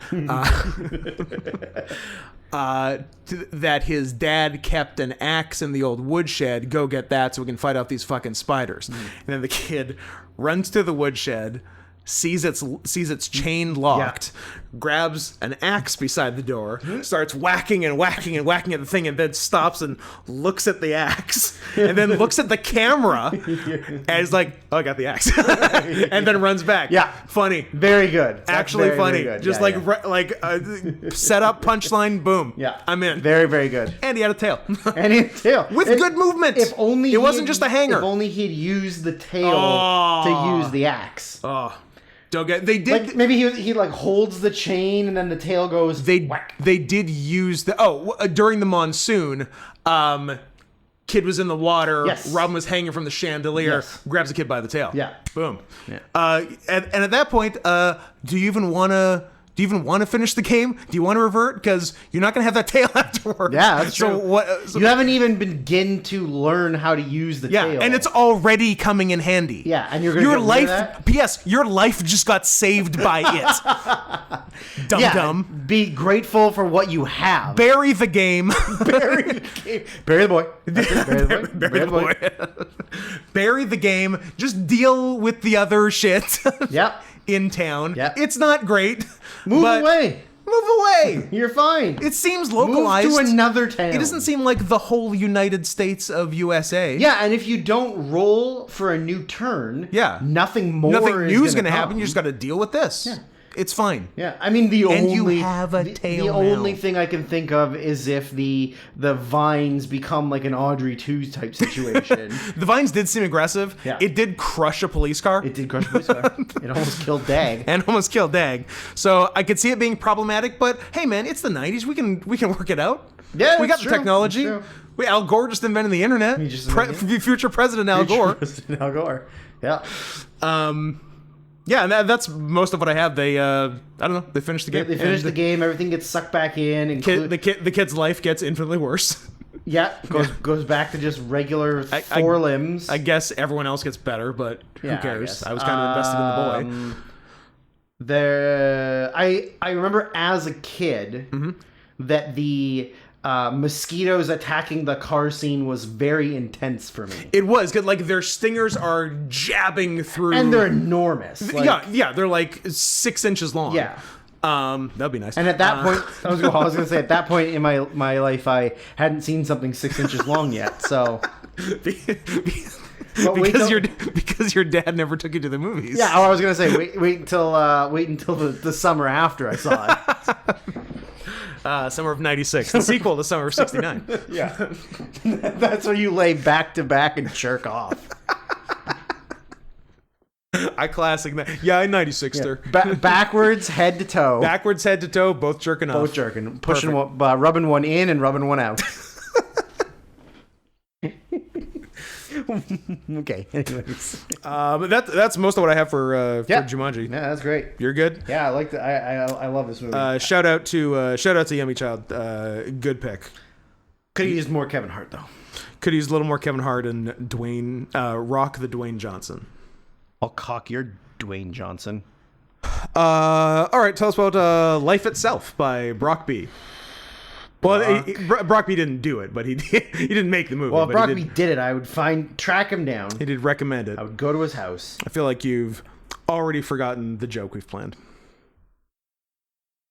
For Life Itself. Oh, yeah. Drew, tell us about Life Itself. Life Itself. Let's get a clean take. 3, 2, action. So, this was a very, very sad movie. Very sad. So sad. Why is that? I don't like looking at people who I respect and admire go through such tragic, heartbreaking pain, and seeing how someone's life goes from being full of love and entertainment and enjoyment of cinema and film, and then to the point where they can't really physically do the things they used to do. And it's really sad to see Roger Ebert's later years where he's not, let's say he's not quite the whole man he used to be. Drew, this isn't the Roger Ebert Life Itself. You got it wrong again, you silly. What are you doing? You nut. You nutball. No, we watched a much worse Life Itself. Much worse. And less depressing, but still supposed to be sad. Yep. Was it? No. I believe this was a replacement pick for the too long Dogville. Even though you watched it already. I watched it. It was one of the first ones I watched when we got them. And then Scott was like, no, I don't have time to watch it. Pick something else, dum-dum. And he did, and and now we're mad at him. Now we're having a fight with Brock B. We are having a fight with Brock B. Although he's not the Brock I hate the most. No, there are certainly worse Brocks out there. I just about saw the world premiere of this movie at TIFF 2018. Oh. And then we said, fuck it, and did not watch it. Good. In hindsight, correct decision. Yeah, it might have been more enjoyable for how bad it is in theaters, though. True. But you wouldn't have been able to, like, openly talk about it because you know everyone else is there, like... Loving it. And also, Dan Fogelman would have been there. Yeah. Oh... To be in the same room as that piece of shit. To throw something at Dan Fogelman. So anyone who doesn't know, Dan Fogelman's the guy who created one of Scott's favorite shows that he's seen every episode of. Half of that is true. It's your favorite show. It's my favorite show, and I've missed one episode. This Is Us. It is not one of my favorite shows. This Is I have seen every episode. Because you love torture? Because I'm a Chrissy Metz stan. Yeah. You want her to crush your pelvis? I stan a fat queen. You're not going to find a fatter queen than Chrissy Metz. She's dangerously overweight. But she's cool with it. She's like, if I get fatter and I die, that's on me, bro. Yeah, she's very much owning it and very much might... She's of a fatness. I love the hand gesture. Yeah. She's of a fatness. You had to motion the size of her with your hand. She's of a fatness where every time you see her, you're like, has she gotten even fatter? Yeah. But I don't know if she has or if she's just always really fat. I think from the first time you saw her to now, absolutely. She's gained, yeah. Absolutely. I'm actually the opposite. I'm of a fatness where if people haven't seen me for a bit, they say, oh, have you lost weight? I'm like, no, I've been exactly the same for 20 years. But people remember me slightly fatter than I am. Which is weird. But yeah. Maybe it's your fat face. My face, I would describe my face as pinchable. I wonder what your face would look like without a beard. It's been a long time since I've seen you without one. Yeah, I've old? What? I tentatively have a beard shave date. Why? Don't. I was just thinking about. I'm like, am I gonna keep this forever? I mean, it's up to you. Is this real life? Is it gonna be like this forever? It might be, Scott. Well, here's the thing. Like 2 days ago, I sort of picked a beard shave date, and then 1 day ago, Adam posted the video of us in the car reviewing Coca-Cola Starlight and KFC Beyond Chicken Nuggets, and everyone in the comments was saying how hot I am. So I might not have a beard shave date anymore. Okay, number one, what's their personas? I think they varied, but I'm pretty sure most had one, which is good. Okay, I'm okay with that. Yeah. Number two, men or women? I'd say a healthy mix. You said a healthy mix? Or is it leaning more toward... Is this like FurCon levels or fake FurCon levels? I'd say it's fake FurCon level. I don't think it's real FurCon levels. Because I do bring in more of a female demographic to that channel. Like, I'll take it from 0.01% to 4%. I'm sure Adam's very appreciative for all of the straight women. You're welcome, Adam, for your first and 100th straight female watchers. Do you think that he knows about the fag hag treaty? I hope so. Well, he better. He's got all. I mean, he's half of it. He's got all those hags on his page. Yeah. Like, read up. Read up. Anyways. Read your Bible. It's in there. I don't even really give a shit to go through. Like, first, Brock, I hate you. I hate you. I hate Dan Fogelman. I hate Scott. I hate Dan Fogel. Aw. For having a similar name. The Balls of Fury himself? Balls of Fury himself, Damn. Dan Fogel. Sad. What TV show? Oh, he was on The Walking Dead. Which I learned, a television show that's still on the air. What? The Walking Dead? The Walking Dead. Yeah. It's like season That's ridiculous. season 11 of the 19 seasons they signed on for at the beginning. Yeah, I think this is the final season. I'm doing big old air quotes. But then they're also doing movies. But also the final season is in like 8 parts. Oh, yeah, it's broken up. Yeah. It's broken up into 8 parts. Then there's like origin movies for a bunch of the original, like the cast that are still in the show. And then they're doing like a spin-off of Rick Grimes when he left the show. Fuck is still watching this show? Scott, it's literally the thing you said last week of how they have to bring back every Law and Order because it's the only thing that people will watch. You know so what? on AMC, the only Walking thing they Dead fucking is have their is the property Walking Dead. That's why there's the main Walking Dead, Fear the Walking Dead, Beyond the Walking Dead, which I think got canceled. Sad. Now they're doing all these movies and spin-offs and like because it's the only thing they have. Name another AMC show that's popular. Name a woman. A woman? Just name a woman. Any woman. Name a woman. For $1, name a woman. I can't. You're a woman. Your mother's a woman. You idiot. You could have said me. So I did. This is the last one I watched. I watched it at I think I started it at. There's a Billy on the Street reference in this movie. About the very first guy, that the fake out hero of the movie. Oh, yeah. Where he said he was like Billy on the Street gay. Yeah. That's right. Yeah. So, okay. Samuel Jackson says brother 47 times in the first sentence of this movie. Oh, Drew's smashing his microphone. You're gonna break it. Now I want everyone to hear my pain. Windscreen's all fucked up. Yeah, I fucked it up actually a little bit. Oh boy. So, was it worth it? It was worth it. I know. It was my hatred was worth it. So, oh god, okay.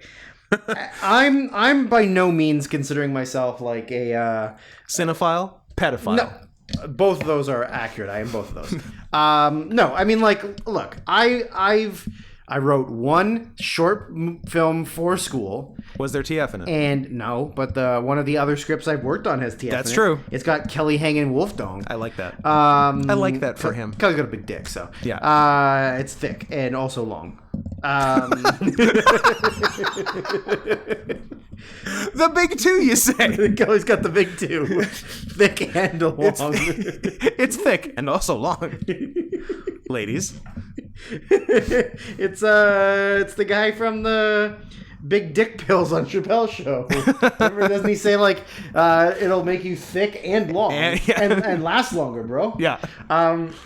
I really fucked up the windscreen. What? Yeah, you're having a time over there. Well, it doesn't want to hook itself anymore. Maybe I got it. The barbs aren't working? The barbs aren't working. Well, let's hope that doesn't fall off in the middle of me talking. And make a big clunk? Make a big clunk. That looks so much less stable than it was before. No, that's fine. Okay. Okay. So yeah, I've written Queen. I've written one script. And then I've written a bunch of other things that have just never gone anywhere because I'm lazy and unmotivated, and also just lack the confidence in myself to do something. Those are all good reasons. I'm a very, very harsh critic of my own things. Yeah, I am too. I do things that I get really invested in and think I'm really, really into it, and then I take a break, and when I come back to it, I'm like, it sucks. This is fucking terrible, and then I just never work on it again. So, by no means am I saying that I'm the greatest judge of scripts and writing and telling of a good story and making a good film. Listeners, if you want to write in and tell Drew he's a good boy and to have more faith in himself, you go ahead and do that. I will humbly accept it, but then also not believe it because I've met me. That being said, all those things being said, yeah. This is one of the worst written things I've ever seen in my life. sucks. It is so fucking pretentious and up its own ass. Those were the words I was just going to say. And just so fucking convoluted and like okay, so the first thing I wrote was chapters. You pretentious douche. Yeah. I mean, you're going to need chapters when you're spanning 3 generations of annoying people. that is kind of accurate. But chapters only works in certain ways. It works when you're telling loosely connected stories, but just to keep them in the same universe, like the same grounded in reality kind of thing. It works in those kind of stories, but you don't need it when you're telling the story of characters that lasts the whole movie. Yeah. You don't need to be like, well, this is just this part of the story. Now here's chapter 2 and it's this part of the story. You don't need that. No. It's not like it doesn't work at times, but fucking so pretentious. You fucking douchebag. We get to hear Samuel Jackson tell us about the cool gays. Yep. He's one of those cool gays. So what? As like opposed, Billy on the Street. As opposed to like not like, are you saying that not all gays are cool? So you're only cool with the cool hip gays? You're not cool with like BDSM bear daddies? That's exactly what he's saying. Wow, Sam Jackson, That's exactly what he's saying. You are a homophobe. But only sometimes. Only sometimes. Fine. I'll tell you the fucking story. Jesus Christ. So My first note after Sam Jackson was, is this just going to be This Is Us with swearing? yeah, Sort of was. sorta. Even though I haven't seen it, I assume this is exactly what it was. So Oscar, okay, so he's writing this story that's narrated by Sam Jackson about this cool gay guy, and the cool gay guy goes to see his therapist, Annette Bening, who he writes as like attractive with a great smile. Jackson wants to fuck Annette Bening. Well, Oscar Isaac writing as Sam Jackson. Yes. Spoiler alert, wants to fuck Annette Bening. Who, like, has anyone in the history of the world ever said Annette Bening is attractive? Warren Beatty. Gross. Noted man who can't read. Warren Beatty. He was put in a tough situation. He's an adult man. If that was just a woman, if it was just Faye Dunaway, I would be like, I understand. You're an adult man. It's true. You can make your own decisions. You can read. You can see the words. Best actress Emma Stone. And then in much smaller writing, La La Land. Yeah. And you still went, La La Land. You dumb fuck. This is distracting from my anger. So, he says the lady's leaving, and then as Annette Bening is like leaving the office, and then she sees Oscar Isaac, who is like the kind of the lead for the first part, and he says to her out loud, like, "Oh, I'm a big fan. I'm a big fan. Like, big fan of what? Her therapy, being a therapist." And then just out of nowhere, she gets plowed by a bus, and that's gonna come back later. And then it turns out that Oscar Isaac is like writing a script with Samuel L. Jackson in it. Yeah. But like just like for himself. Like it's not like he's a screenwriter. No, he's not. That's important. It's not a screenwriter who's writing a movie that has Samuel L. Jackson attached to it. Yeah, because I think Oscar Isaac's job is mentally ill man. Mentally ill man, yeah. Yeah. Bearded mentally ill man is his actual profession. Game recognizes game. Game recognizes game. So, like, yeah, he's writing a script with Samuel L. Jackson in it for nothing. Just for himself. Just because. Just something to do in between yelling at Starbucks. Not only yelling at Starbucks. Singing in Starbucks. To Little Bob Dylan, which gets referenced, 900 times in this movie. Well, it's because his dead bitch wife, Olivia Wilde. Spoiler. Yeah, I'm getting ahead of myself. I don't care. Was she's going through a big Dylan phase. And, like, look, there are some good sounding Bob Dylan songs. And obviously he's a great lyricist, but I could do without Dylan guys, and Dan Fogelman is 100% a Dylan guy. I wrote a note, and I don't need him in my life. A note I wrote: Scott, I don't give two shits about Bob Dylan. You know who wants to suck his dead dick? Dan Fogelman. Yes. So then we get to see Oscar Isaac in. He's in therapy, and his therapist is Annette Bening. Yes. And it's sort of alluded to that his wife is no longer there. Yes. So then we get the part where so Oscar Isaac is like just dancing, singing, being annoying and sad, and I wrote, "Congratulations, Dan, you made me hate Oscar Isaac. Thanks, fucker." Yeah, a tall order too. Yeah, because I like Oscar Isaac. Delightful and handsome. Yeah. And changed his Mexican name. Well, I think he's Cuban. You want me to say it? I think he's Cuban. What's the difference? Mark. He's a Mark I think he's type. Mark Cuban. Okay, so this is the very disappointing part. So when they were alluding that she was gone, and then I wrote, "Oh, an Olivia who gets pregnant and then isn't with the father anymore."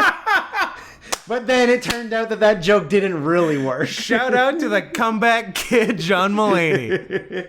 So, you know how when you write a script and it's important to give the characters meaningful dialogue so that you, as an audience member, get invested in this person's emotions and in their actions and in their connections with other people. Sure. And how that's the way that you get to learn their backstory. Yeah, I got you. Well, fuck it. We're just going to do flashbacks where we tell you their entire life story in like 10-minute segments. Because I don't actually want to be emotionally invested in learning the person. I just want to be shown, and not only shown, but directly told. I was going to say the exact thought process of the script. Because they say show don't tell, but this was show and tell loudly. Yeah, scream it. Yeah.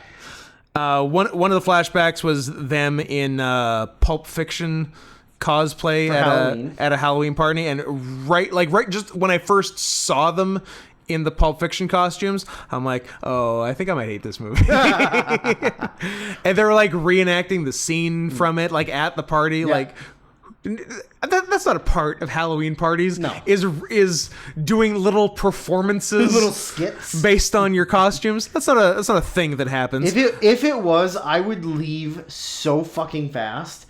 I would never speak to anyone at that party ever again. No, I'd say some relationships would be severed. Like if some guys, at that point. And by some guys I mean more than one guy at every Halloween party ever, just started reenacting scenes from Top Gun, I would go postal on that party. Horrible. I would shoot to kill. There would be more than one dead goose. Just like when Sully landed the plane. Yeah, exactly. A lot of dead geese. Sully's a real hero. I like Sully.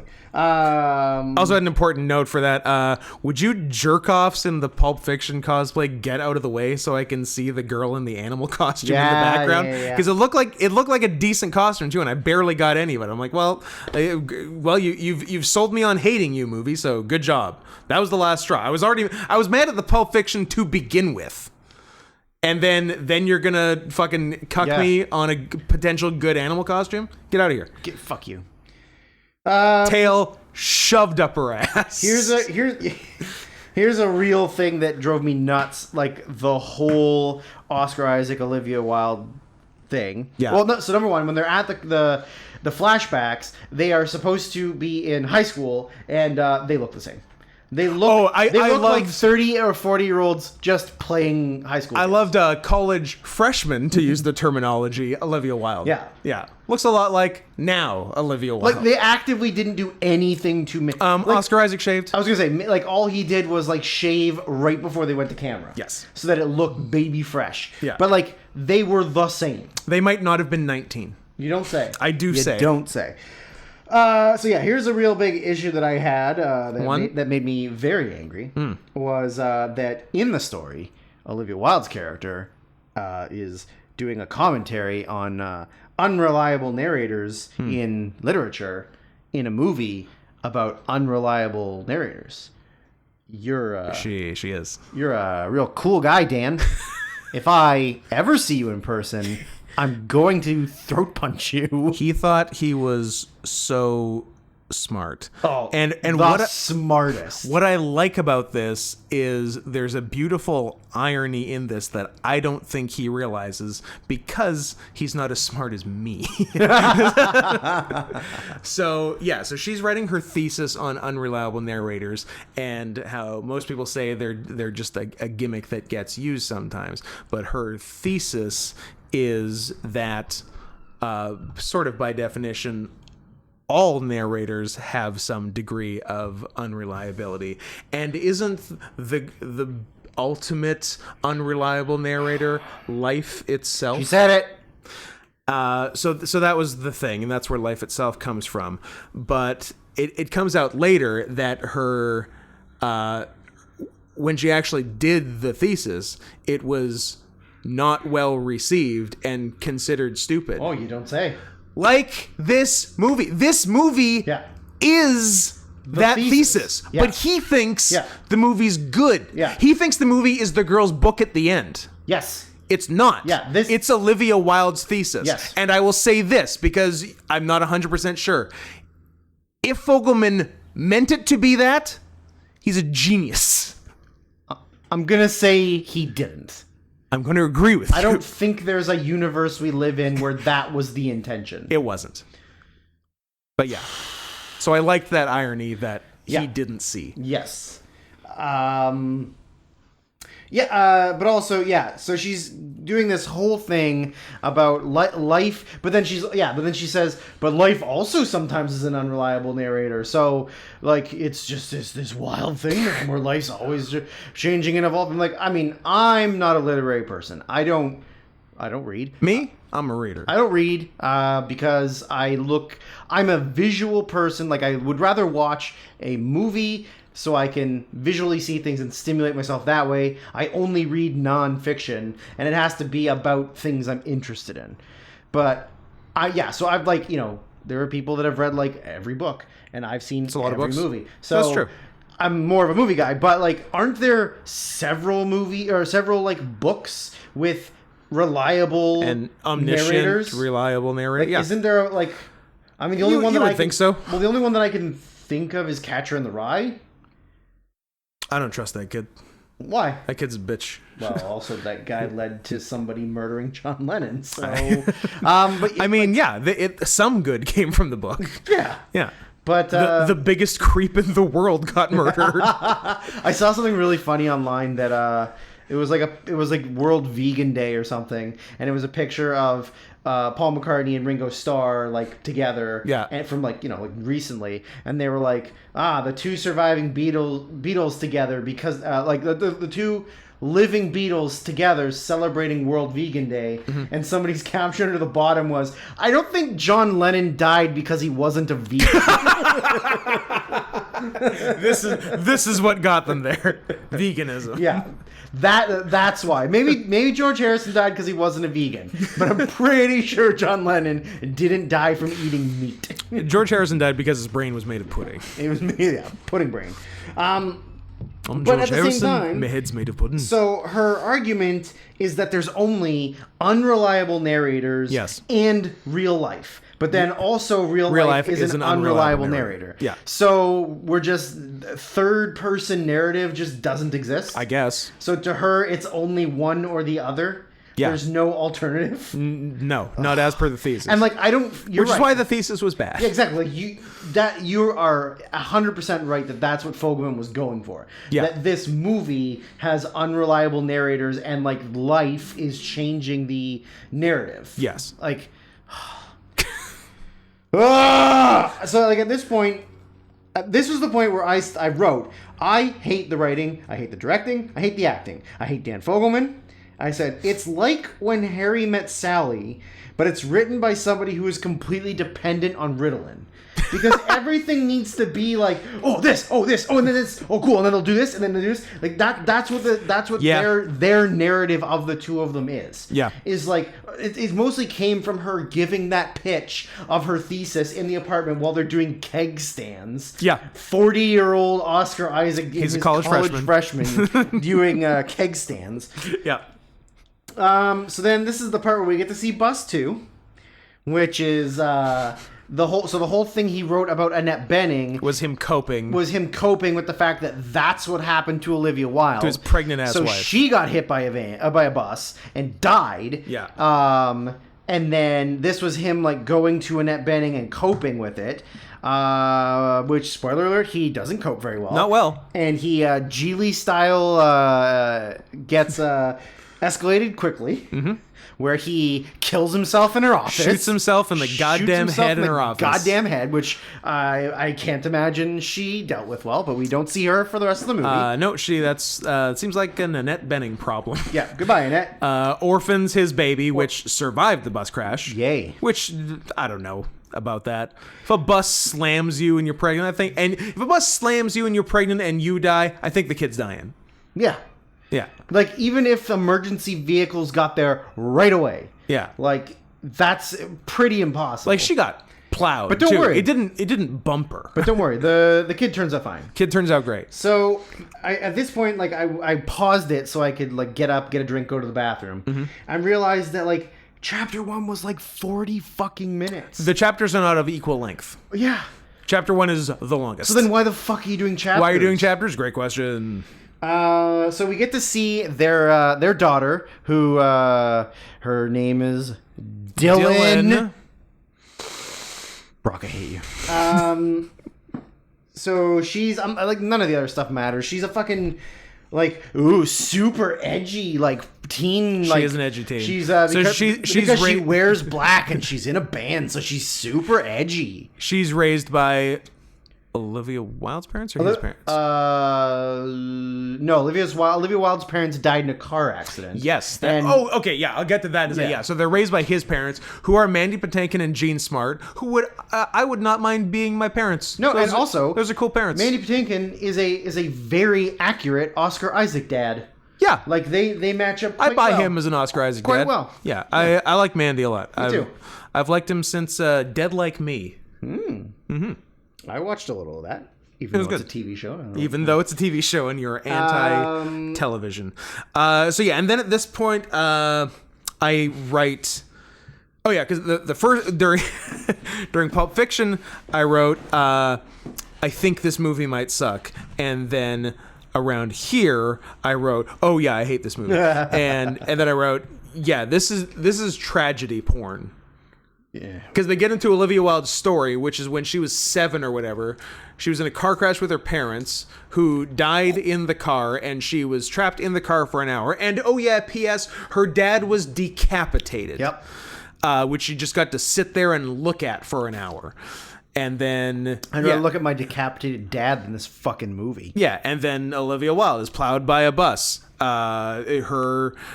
Her husband shoots himself in his therapist's office less than 6 months later. Their daughter grows up orphaned and blah blah blah. I'm like, yeah, this is like This Is Us tragedy times 1,000. I don't know what happens in This Is Us because I don't give a fuck. People die. It's in they adopt a black kid and then they kill themselves because they have a black son. There's a bit of that for sure. But it's very emotionally manipulative. Right. This kind of led me to the question of like, why is she so edgy and angry? She didn't see her parents. She wasn't a young girl when her father killed himself. Yeah. Like, why is she growing up to be so angry? She has zero memory of her parents. She only has grandparents, Mandy Patinkin, and now dead Jean Smart, because not enough people have died yet. No, well, of course not. Yeah. And I don't think anybody else dies for the rest of the movie.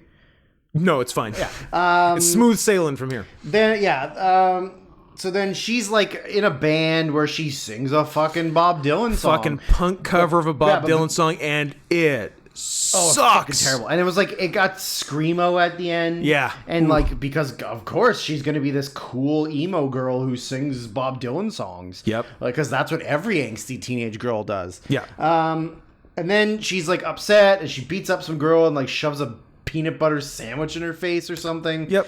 But then she's outside upset, and then somebody comes over to ask her if she's okay, but you don't see him right away. And then we get fucking backstory Inception. Because Yes, we do. We're going to learn this guy's backstory, but first we have to learn his parents' backstory. Of course. So, Cut to Spain. Cut to Spain. So yeah, I mean, I honestly like didn't take any notes during this part because it's legitimately it's the worst part of the movie, which is very frustrating because it has my favorite actor of the movie in it. Yeah, here's my note for this entire thing: Antonio Banderas will cuck you. Absolutely, but I would let him. Sure, he's so fucking handsome. I'd let him for the story. Yeah, I would encourage it. Yeah, I'm an encourager, and you're a gainer. Together we're quite a team. Yeah. So yeah. Have you lost weight? No. So we're in Spain. It's this kid. We're following like the guy who we're gonna find out about eventually in this fucking inception of backstory. That his parents, that the father works for an olive baron.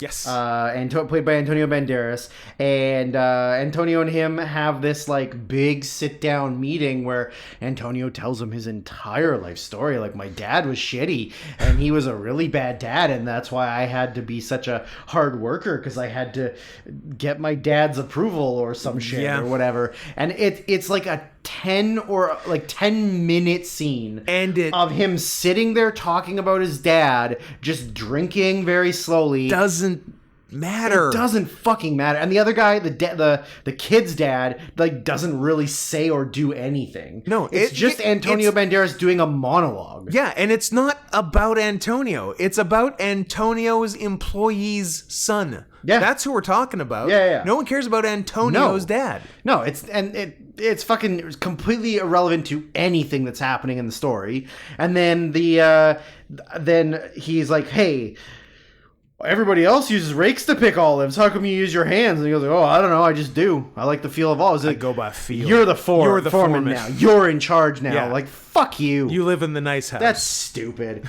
So they move into the house, and then we learn that the kid's name is Rodrigo. Mm-hmm. And yeah, it's just like he'll also go by Rod or Rigo.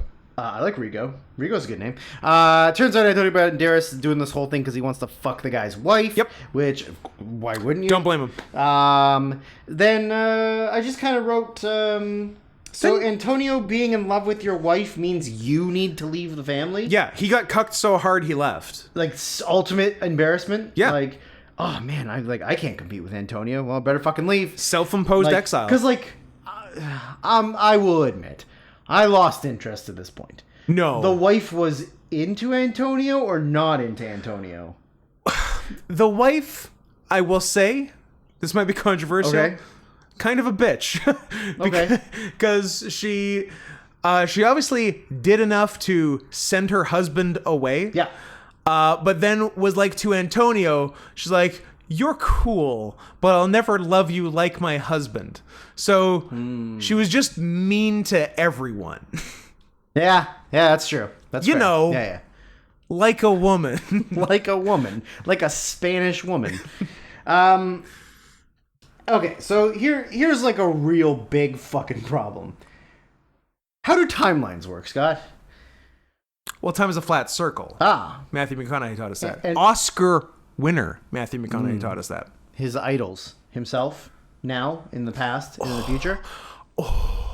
I just got like a weird, like visceral reaction when he said, I forgot about that speech. Yep. His hero is him in the future. In the past, his past self, his present self, and his future self are his heroes.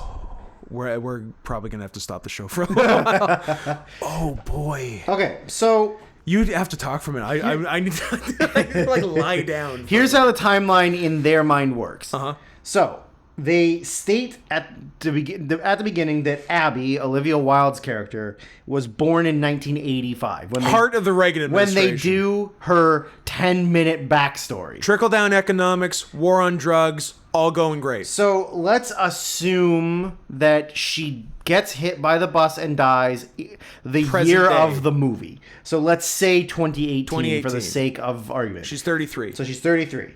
Then when we see Dylan, the daughter... Dylan is born in 2018. She's born in 2018, and it's just after her 21st birthday. Takes us to 2039. So 2039. Yes. However, everything in 2039 is exactly the same as 2018. Nothing has changed in 21 years. Rockin' iPhone 8s. And then...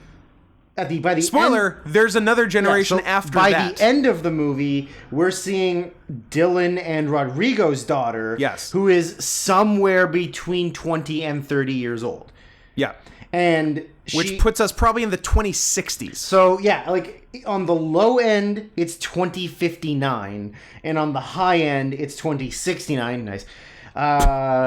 So we are at this point at 2069, and everything is exactly the same as 2018. Still rocking iPhone. Nothing has changed.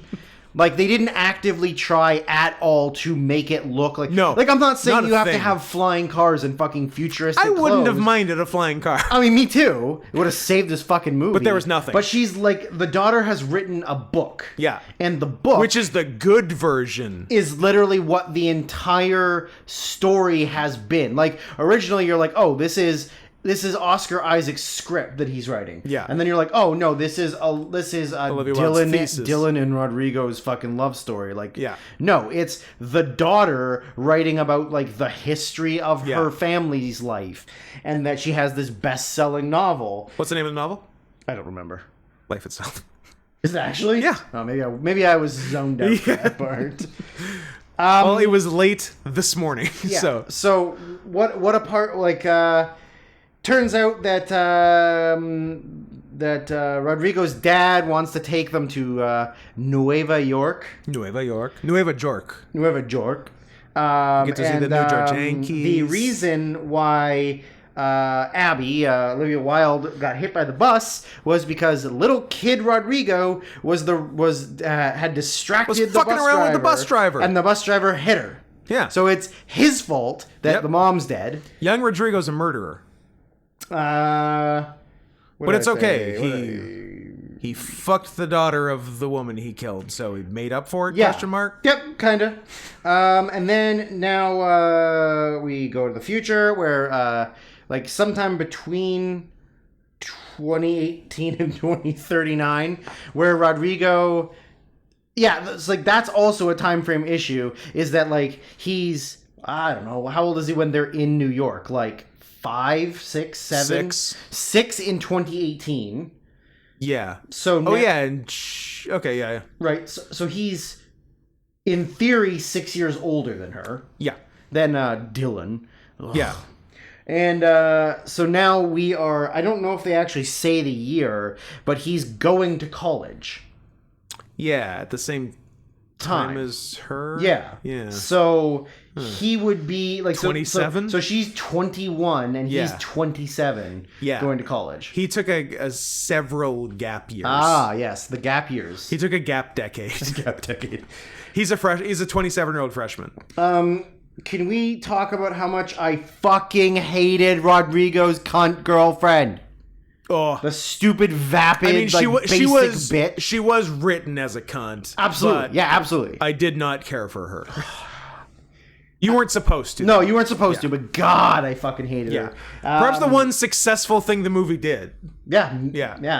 That was the one desired effect. Emotion I was supposed to have that I actually had. Yeah. And then just chapter 5, I literally just wrote, what a twist, about the fucking book being written by the daughter, and like, fuck off. Well, at the end of the day, we did learn that the ultimate unreliable narrator is life itself. Life itself. And Bob Dylan rocks, man. R.I.P. Bob Dylan? Roger Ebert. R.I.P. Roger Ebert. You should lay off the fatty foods. Good season 2 South Park episode title reference. And also one of my advice? moves. And also one of your moves. What was the move? I don't remember what move was. I don't remember, but I remember we called it. I don't remember. I think it was maybe the off the ropes elbow drop, off the ropes elbow drop, off the ropes kiss the forearm leg drop. I think might have been what it was. Maybe I like that. Maybe. Yeah, that was of every movie we've watched for this entire this All Request and the previous All Request. Ooh. I've hated nothing more than this movie. Wow. Hated it. Big one. Hated it. You should watch This Is Us. I think you'll enjoy it. No, I don't. I don't approve of white couples adopting black children. It's even if the adopted black child grows up to be the sick ass dad from Waves. the sick ass dad from Waves / Christopher Darden from the OJ trial. Oh, I believe. yeah. You get to fuck Sarah Paulson with a perm. Pretty cool. Ugh. Pretty cool. Also, I believe he was in, as we spoke about earlier, season maybe 4 of Supernatural. Oh, good for him. Good for him. Did he play Sterling K. Brown? Did he play a type A jerk off as he seems to be wont to play these days? Only in the beginning. Then he does a face turn. Oh, he chilled out. Then he gets killed by demons. Fair enough. Yeah. Because he's so you saw Waves. Yeah. So he's that in Waves. Yeah. He's a chiller version of that in This Is Us. Like less pushy, but still a little too in your face. Yeah. And then I also just saw at Sundance, it's not honk if you love Jesus, but it's something. Honk if you're horny. It might be honk if you're horny. Just so horny. Honk. It's like 2 sentences. It's like honk for Jesus, something else. Honk for Jesus, Save Your Soul, with him and Regina Hall, not to be confused with Regina King. Apparently, I just heard they're 2 different people. Wow. Yeah, which is breaking news. Breaking news. Regina's Hall and King, different people. And he's the same thing in that, except he also fucks boys. Ooh. So, is he a pastor? Yes. Cha-ching. Cha-ching. With accompanying body language. All right. Which, of course, takes us to Black Christmases. 1974 and 2019. If I was to do those Meezies, look at me. If I was to do those in Roman numerals, I would say MCM, LXXIV, and, of course, MMXIX. XIX. XIXX. Both of these from Tommy. Recommended from Tommy. Young Thomas. Thomas. I was about to say his just literal full name, and maybe I won't do that. I don't know if it matters, but... So we decided that since they're similar movies, we're going to do them together. Yeah, we can compare and contrast. Also, because you picked too many movies, so we don't want to give you full time for every one because you're a greedy little boy. Greedy little bunny. Greedy little bunny. Greedy little eager bunny. So yeah, Black Christmas 1974 is kind of considered to be in... It's like the proto-slasher movie. It's one of the original slashers. Like, people consider it in line with, like, Friday the 13th and Halloween and stuff. Yeah, this predates Halloween by 3 years. Halloween's 77? Yes. Yeah. Did you know... Yep. Little known fact. That this was Elvis Presley's favorite horror movie. Interesting. And he would watch it every Christmas. And an even more bizarre fact is that this movie is Steve Martin's favorite movie, period. Interesting. Period. Number one of the Elvis thing, I mean, he only watched this for 3 Christmases and That's then fucking true. died. That's true. But still, that's not, like, it'd be more impressive if this came out in 1954. Or if Elvis lived longer than 1977. Yeah. But I guess Steve Martin, like, actively said that to one of the cast members that he worked with on another movie, and said, like, oh no, maybe it was Margot Kidder, and he was like, oh, like, you're in one of my favorite movies, and she thought it was like Superman. Superman. And he was like, no, Black Christmas. Black Christmas. Yeah, we got a Margot Kidder. We got a young Andrea Savage. Andrea Martin. Andrea Martin. Although we've had an Andrea Savage. Oh yeah, you think she's hotter than she is? Probably. Yeah. Is this the part where I said no? Yeah, you were horny for Andrea Savage. Yeah. I'm into her. This isn't. You're not going to say you're horny for Andrea Martin. No. Because I was like, wow, this is the youngest I've ever seen Andrea Martin. Also, still very homely. Still looks the same. Yeah. I did write 70s Margot Kidder. Pretty hot. Not bad. Pretty hot. Not bad. Also, not hot and not crazy yet. Also, did this entire movie drunk. Because nice. her character was drunk. And she insisted on drinking real alcohol on set. Queen. Yeah. But apparently was like a delightful drunk. Everybody was like really into her being drunk. I like that. I might be joining Team Kidder. Team Kidder? Because I just don't want her to show up in my bushes naked one day. But yeah, if that's the case, I might be back on board. Very first opening scene of the 1974, I like a POV murderer shot because then I get to pretend I'm the murderer. You're murdering a woman. And I like it. Yeah. So it's a sorority house around Christmas time. Also, these are very different movies. Oh, tell me about it. That's a note I made in the second one. There's also Black Xmas. 2007 or 6, I think, which I wish Tommy had picked that one because that one's got some insane twists and turns in it. But also, it's terrible, much like 2019.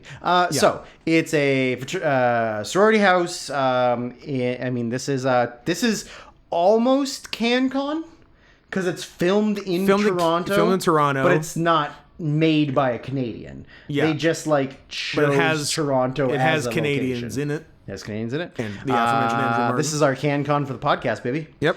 So 35%.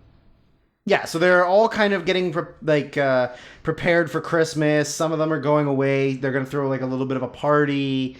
They're all young and eager and want to fuck. And young, dumb, full of cum. Young, dumb, and will be full of cum soon. Yeah. They're all kind of the different stereotypical types of college girls. Margot Kidder's the drunk party bitch who doesn't put up with anybody's shit, speaks her mind, and then Andrea Martin's the kind of homely mom type one, and then there's the exchange student British girl one who's the smart one, and you're smarter if you have a British accent. Correct. So then they're gonna throw a party, and they're all I did one line very early on where they were the one staying there for the holidays, and they were talking about townies, and the sentence "you can't rape a townie" was spoken. I'm like, damn. Can't rape a townie. Nice. That's really the I'm gonna find me some townies. The town jizz jar type thing where if everyone's fucking her, you can do whatever you want.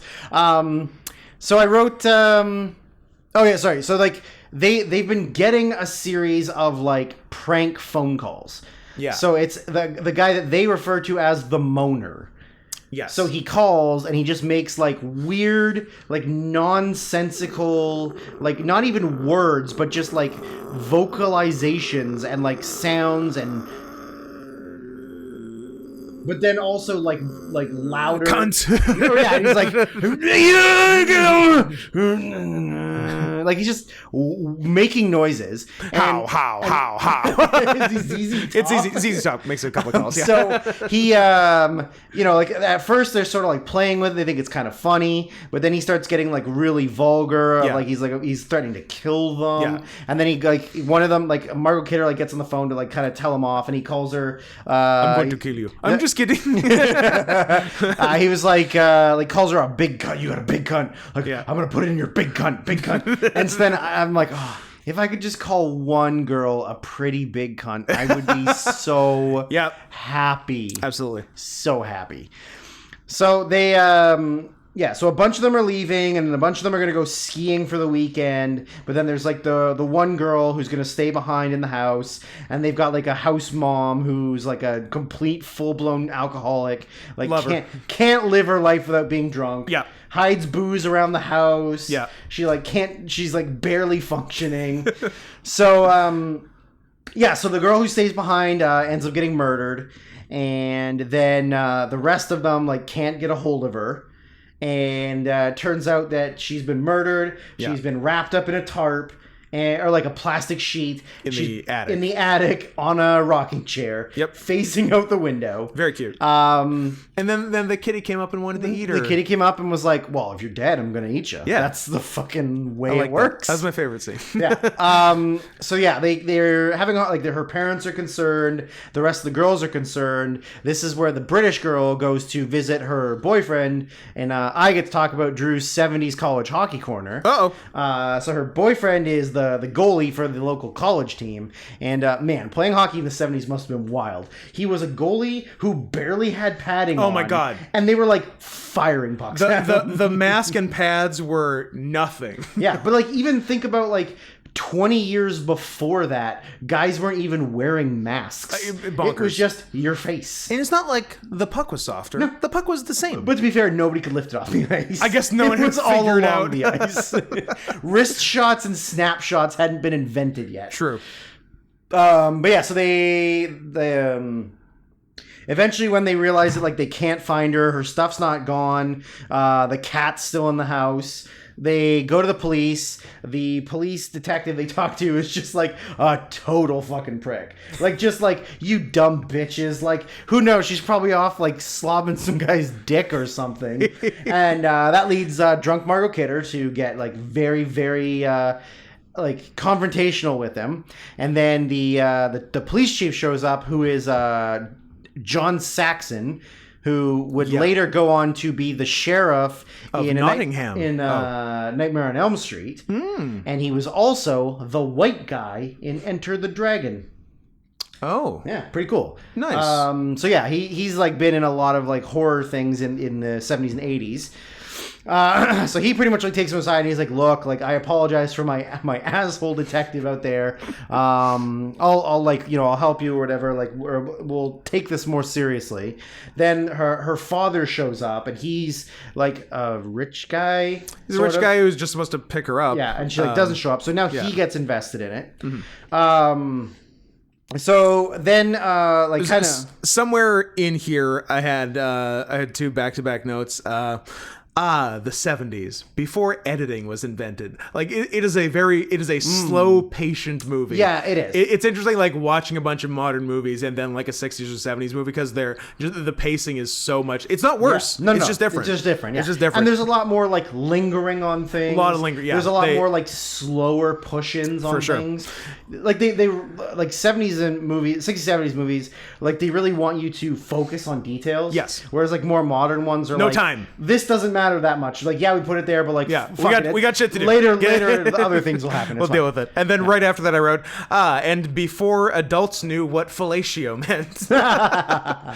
Yeah. Because one of the girls, when they were giving the phone number, were fucking with the dumb cop at the station. Yeah. Giving... Back when phone numbers had letters in them. Jesus Christ. Yeah, that's bizarre. And it was a new exchange, F-E, fellatio. And she spelled it out for him, and he's like, okay, fellatio. Like, no fucking clue. Done. Got it. I have information. A much simpler time. Yeah. Well, speaking of simpler time, I wrote, it must have been so easy to get away with crimes in the 70s. Like, I mean, honestly, just don't taunt the cops and you'll be fine. And you win. Because taunting the cops is always what gets you caught. Yeah. Like, it's always like writing letters, making phone calls, like jerking off into a dress and then mailing it to them. Like, that's what always gets you caught. So just the Seaman Bandit is struck again. Do the murders and then just move on. Leave. And you like they're not going to catch you. If you're not there when the cops show up, exactly, you're good. Like, don't get cocky about it. Don't stand in the back of a crowd with like a little bit of blood on your face with a full-on erection, watching the cops and like muttering to yourself, "Never going to catch them. They're never going to catch them." Like, it must have been so cool. Literally any time in history before DNA and video surveillance was the golden age of crime. Absolutely. Anytime. How people got caught. Like, do you know what I mean? A lot of it is just like getting so power hungry that you need to murder. That like that's the problem. Yeah, I understand But that. like you murder, you move to another state. Yeah. You murder again, you move to another state. How are they going to connect you? You're not. Exactly. Don't phone the police laughing at them. You fat pig. Stop phoning the police. Something I didn't know was that allegedly this script is based on a real life thing that happened in Montreal in the 60s, in 1969, 1970, where like a serial killer named Wayne Bowden, he like broke into a fraternity and killed 3 girls and like assaulted a couple other ones and then disappeared. And then there was a very similar crime in Calgary in 1971 that they sort of attested to him, and he got given the nickname of the Vampire Rapist. Nice. Pretty sick. Pretty cool. I guess because he sneaks into your room at night and then rapes you. Yeah, like a vampire. Like a vampire. All vampires are rapists. But only if they wear number 8. So he... so then all of the characters, as is pretty common practice in slasher films, start getting picked off one by one. Yep. There's a which was a new concept at the time. Yes, at the time was very new. Some of the kills are pretty good. Some of them are pretty bad. Yeah, they vary. But all of them are very like they're all like from the view of the killer. Yeah, and they're not overly graphic. Like they're not. They're not really like stretched out. It's like a very quick. It's a quick thing. Murder, and then we move on. It's like when the house mother gets murdered. There's like this hook on a chain from the ceiling that he like swings into her face, and it's sort of the hook's POV. Yeah, and you see it going into her face, but that's it. You don't see a bunch of blood. Well, then you see her legs kicking, and then you see her legs from below the attic. And she gets like cranked up by him. Like they're all like gruesome, but they're not just like, oh, here's just like blood everywhere, like you would see not much of that later on. Mm-hmm. So like I don't know if that's just a part of censorship in the 70s or if it was like a choice by the director to like not show a bunch of blood and guts and stuff. Like that's an interesting choice. Then we get like Margot Kidder gets too drunk, so they have to put her to bed, and then she gets murdered by a glass unicorn statue stabbed through her a bunch.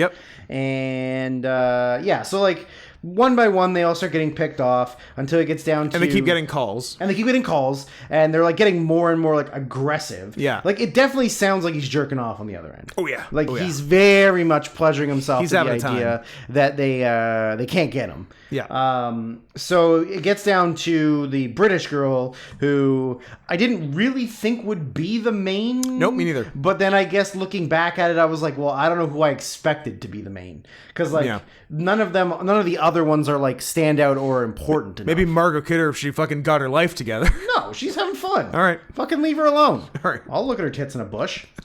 So then she's the only one left in the house after everybody's been taken out. And the suspicion sort of narrows down to it's her boyfriend. Her right? boyfriend, is the guy that she kind of feels like, because they've been having some issue. Oh, she's pregnant and is gonna have an abortion. Yes. Yeah, and he was against that. He was against that because he's a good Christian boy. And then one of the calls sort of referenced killing a baby.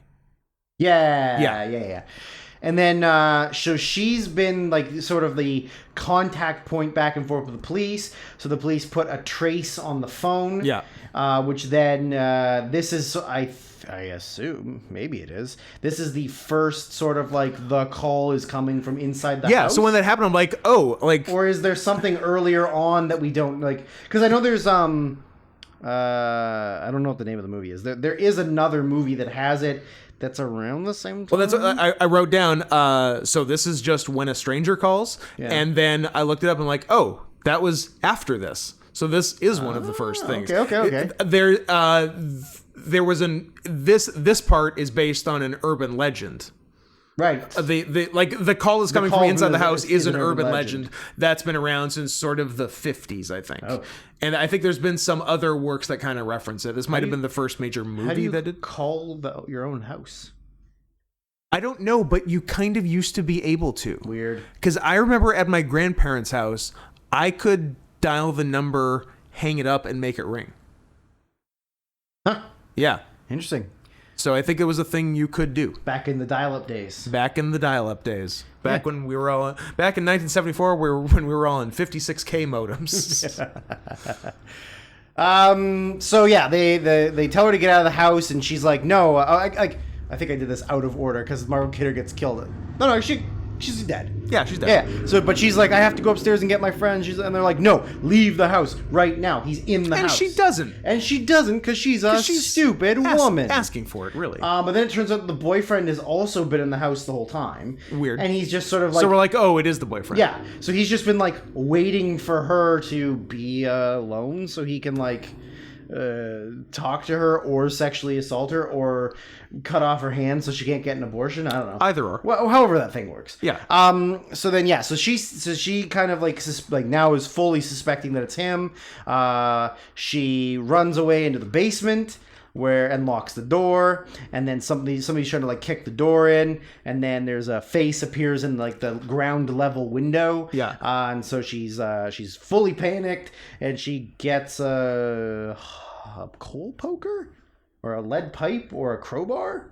Yeah, Something like that. A heavy metal object. Yeah. And then the next thing we see, and she screams when she goes down the stairs. Yeah. And then the next thing is like the door gets kicked in. It's the boyfriend. Yeah. He comes down the stairs to, presumably you're thinking attack her. Yeah. Then there's a off-screen struggle. Yeah. Then the police show up, kick the door in, Yeah. come down in the basement. She's laying there like sort of like dazed. Yeah. The boyfriend is on top of her dead. And they're like, well, we fucking got the killer. We got him. All over, boys. Ladies and gentlemen. Ladies and gentlemen, Barack Obama. So yeah, they take her out, they leave, and then you sort of get like this, like the music picks up, and you get like a very slow like upstairs in the attic, and you get the reveal of like the Margot Kidder's dead body and the old woman's dead body. Yeah, because they've never found no one's ever been to the attic. No one's ever been in the attic. No. Yeah. And so then the original house girl mother on the and first girl whose dad came for her. Yeah. have just like not been there, found. and you can hear like this heavy. Like the heavy panting breathing, as the camera like pulls out of the house and away from the house, and like that's it. And you can hear the phone softly ringing. Oh, which is a very nice touch actually. Yes, yeah. So like pretty good. Like for 70s, Yeah. 70s horror can be really hit or miss, but like yeah, it's pretty good. Like was good. It is slow. And like it's good that it's not just like all the violence that you see in I don't know every other fucking movie. Yeah. Like Black Christmas 2019. So it starts with a bitch in high jeans asking about her Diva cup, and I'm like, you've already lost me. Oh yeah, I am immediately out. This movie. Can I opt out of this movie? You can. This movie falls into the category of the Cloverfield. Like we have a script, it's done. What intellectual property do what can we own? slap on this? I think we own Black Christmas. I think we have The Walking Dead. Done. Black Christmas. Yep, close enough. Change a little bit so it's the same. Let's go with it. I forgot my final and most important note about the first one, which is more applicable than the first and the second. This movie was neither very Christmassy, nor did it have a single black person in it. Well, this was not a Black Christmas. You know why. I do know why, but I mean, it was set around Christmas. The guy had was going to get the Santa suit. Yeah, but he had the Santa as suit. things went on, it didn't matter that it was Christmas. After Christmas. Sure. December 26th, everything comes down. I feel like there was an original different title which was better, or maybe I'm just thinking of Don't Look Now. I might be thinking of Don't Look Now, which was in Venice, A Red December, which I like. Yeah, that is very good. But this might have had a different title too that I think was better than Black Christmas. Maybe. Yeah. Scott, I think it's very funny and very cute that you thought we would be done this in 3 hours. I think so too. Even though I actively told you. Do you think after we finish talking about Black Christmas 2019, we might stop it and then it's very possible. Restart for a part 2? Very possible. Good to know.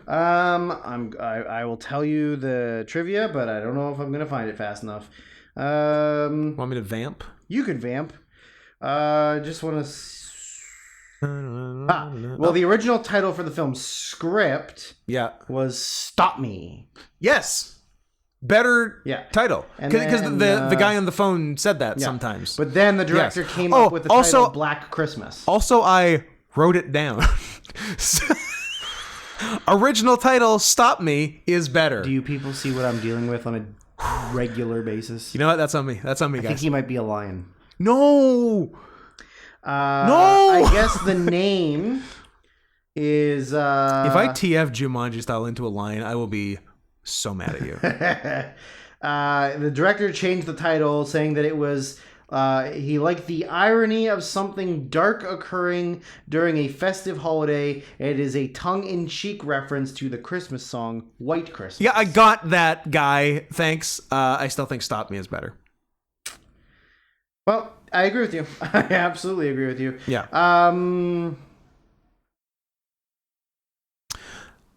2019. Sorry, I was reading more trivia about the movie. Anyways, cool? So yeah, the first note I wrote is the fakest looking snow I've ever seen. Oh yeah. When she like gets dragged through it and it's like I don't know, shredded paper. This was filmed in summer. Awful, just awful. Yeah. Fuck. So the whole movie is like total like feminism, women empowerment, but it really does not do a good job of like doing it in a positive light. No, not really. Like everything about it, it's like, is it directed by a woman? I don't know. Gotta be. Has to be. I'd be shocked if it wasn't. Yeah, maybe. Are men even allowed to direct movies anymore? No. White men especially not. Well, certainly. We had our chance. We had our chance, made a bunch of great movies, and now aren't allowed to anymore. Is in fact directed by a woman. Yeah. Surprise, surprise. Is she a woman of color? I mean, her last name is Takal, so she's also the writer, along with another woman. Of color? I don't know. They don't have pictures, so I can't even tell you. Sophia Takal would appear to be white. Sad. And the other one... That's why I didn't get an Oscar. April Wolf... I'm listening. ...would appear to be also white. And they also look like they actively hate penis. So, yeah, they do not do a good job of, like, making them... like sympathetic lead characters. Like, it's fine to have the feminist subtext in there, but you can't, like, not all feminists need to be cunts. Hashtag like, not all women. Not all women. Like, they can be... I know lots of, like, feminist leaning women that are very cool people. And, like, that's not... Like me. Yeah. Feminist leaning. Very cool. Very cool woman. But like this story is just nothing but like like the aggressive anti-male feminism. Yeah. Which it doesn't need to be a feminist movie. It really doesn't. But that's how they wrote it. Yeah, because everything has to be written in like the most simplistic terms, basically, and there's like no room for nuance in anything. No, yeah.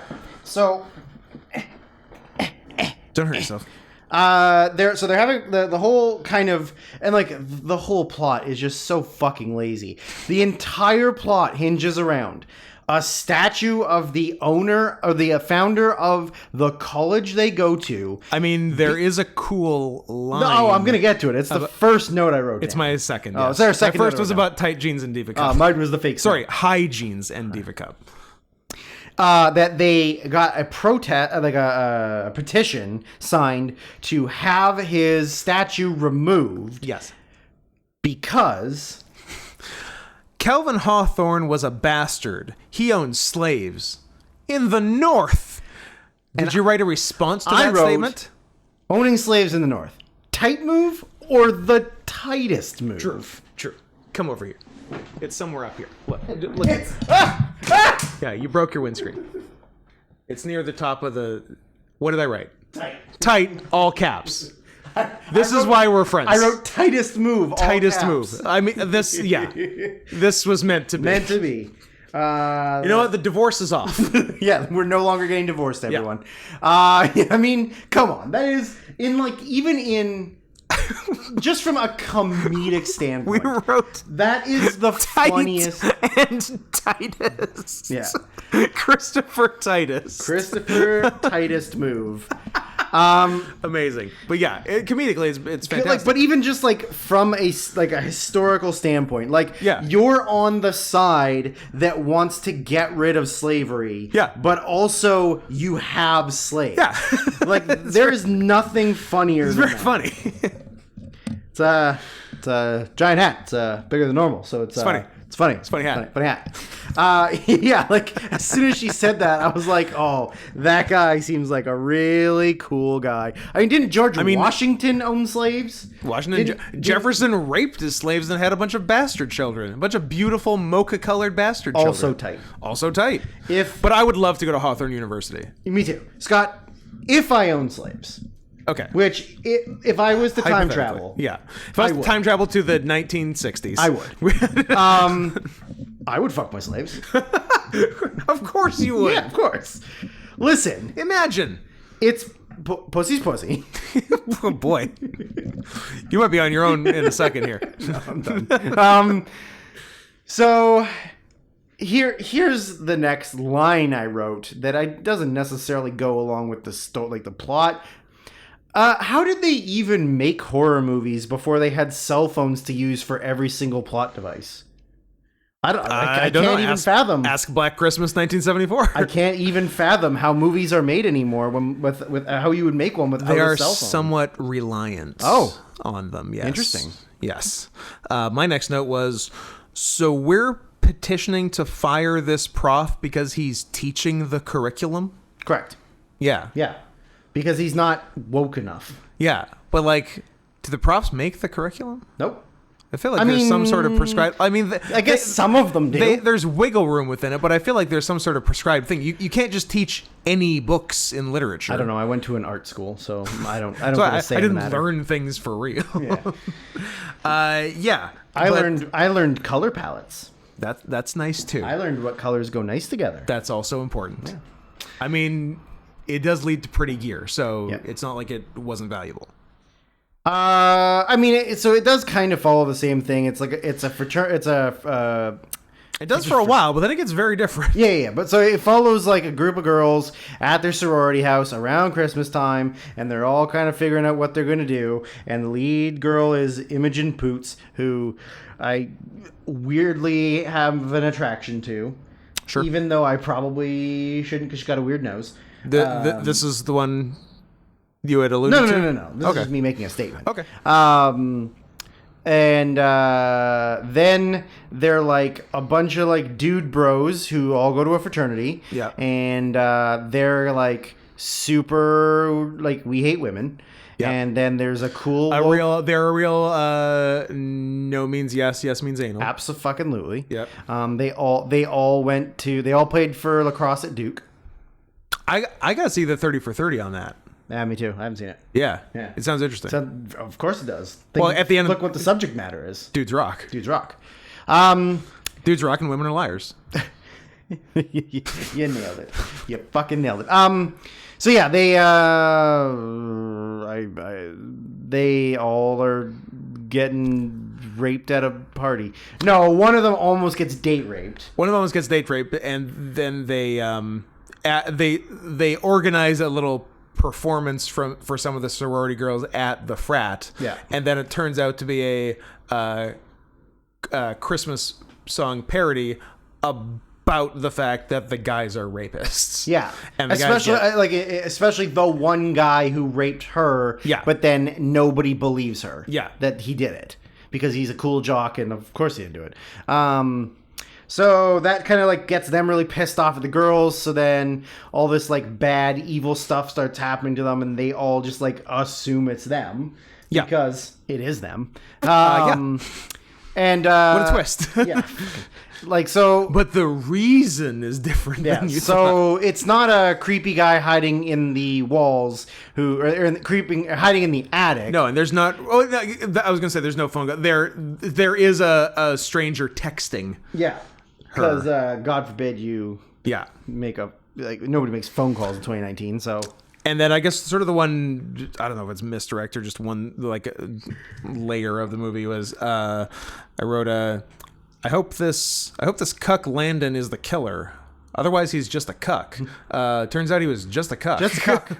Just a cuck. Yeah, he's like the nice guy they meet. He's like, he's some kind of mutt. And he's really into he might be one Imogen. of Thomas Jefferson's kids. Yeah, he might be. And he's really into Imogen and tries to befriend her, and everybody just assumes that they're gonna fuck. And Then from after their first meeting, every time she runs into him after that, shit like something horrible has just happened to her. Yes. And she's always there at the wrong time. Yeah, and she's always just acting crazy to him. Yes. I can't believe he stuck around after the second meeting. He's a dumb cuck. He is a dumb cock. He's a dumb cuck. He's a fucking simp. Yeah. Are we allowed to say that? Not on Twitch. Well, good thing we're not on Twitch. Should we be on Twitch? No, we're not going to be on Twitch. Maybe. People do want us to do like a live podcast on Twitch. What? Yeah. Who's people? A lot of people. What's a lot? Look, a lot of people are saying that this Kamala Harris, she's a dumb bitch, and that Jew and Scott should Scott? How dare you? And that Jew and Scott should be streaming on Twitch. Everyone it's going to be big. It's going to be the hugest Twitch stream anyone's ever done. It's going to be beautiful. I'll do it if we get enough support. You know what? My thoughts exactly. And I'll do it in the mask. Ooh, that's cute. Yeah. Even though it's uncomfortable. Good thing I'm not wrestling it anymore. Okay, so ultimately what ends up happening is they're like progressively they're being attacked by people in a cloak. And then they like kill a couple of them and they're like oozing black machismo. Yeah. And including one of the kills straight up the shot from Exorcist 3. Yes. Which pissed me off. Yeah. Well, I mean it's a homage, Scott. It's a homage. Yeah, it's a homage. It was just worse because one of the cool things about the Exorcist 3 shot in the hospital is how far away it shot from. Yeah. And this was literally the same thing happening, but from closer like up, right so here. it's not as good. It's not as scary. Yeah, it sucked. So they kill one. He's like oozing black machismo, and then a real Jay Lethal. real Jay Lethal. And they're like, "What the fuck is this? I don't understand." And then they're like, "Well, we killed him, so it's fine." And then just like another one appears, and they're like, "Well, what the fuck? Like, how many are there?" Long story short. It turns out that the dude bro fraternity, who is secretly being run by the professor who they were trying who is just teaching the curriculum, who is played by Carrie John Elway, and Carrie Elves, John Elway, Carrie Elway. Who is he's like sort of the mastermind behind it, and it turns out that when they wanted to get the statue removed, and the statue of Calvin Hawthorne, they stole the statue to preserve his memory, but it's also full of magic black goo. And when they put it in their fraternity, it was full of black magic, and it infected all of them. And when they reveal that, I'm like, oh, so this is very different. Like, there's no magic in the first one. No, and there's also like nothing supernatural. There's no serial killer. Yeah, like that's true. Yeah, it's not like it's not a slasher movie per se. That's why I said like it's just intellectual property. Yeah, it's fraternity girls near Christmas, or we can make it near Christmas. Yeah, like I don't know, Black Christmas done. Done. Like it has nothing other than the sorority house. Yeah, it has nothing to do with it. No. So they end up they get Cuckboy and they give him the poison, and then they're gonna get him to rape Imogen Poots maybe. Yeah. But then like what a great name. But also like only one girl dies, right? Yeah, one or two. Well, yeah, and like the rest of them all. One gets exorcisted, and they're one at the beginning in the opening scene. Yeah. One gets exorcisted and maybe one more. maybe. Yeah. And so it's just like all of the girls survive and are now I like... think one eats it when the multiple guys in the cloaks invade the house. Yes. Yeah. So all of them are just like total unstoppable feminist badasses now who all like know level 10 karate and all come like busting in with weapons. So I think just before that there was a rare moment of self-awareness among the feminists, and one of them said, I think when the video of their rape song was like going viral or whatever, one of them said, "We're not inspiring people, we're pissing people off." And I'm like, yeah. So shut up.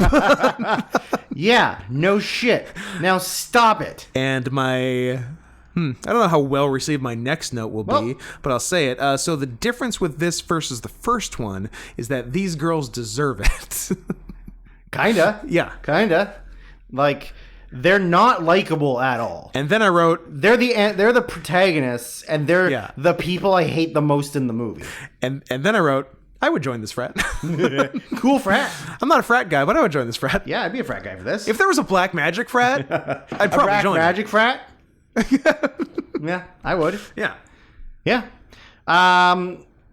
So yeah, they force the cuck to join. There's like a big like blowout brawl. They storm the Capitol. They storm the Capitol. Which brings me to my last note, which is about that.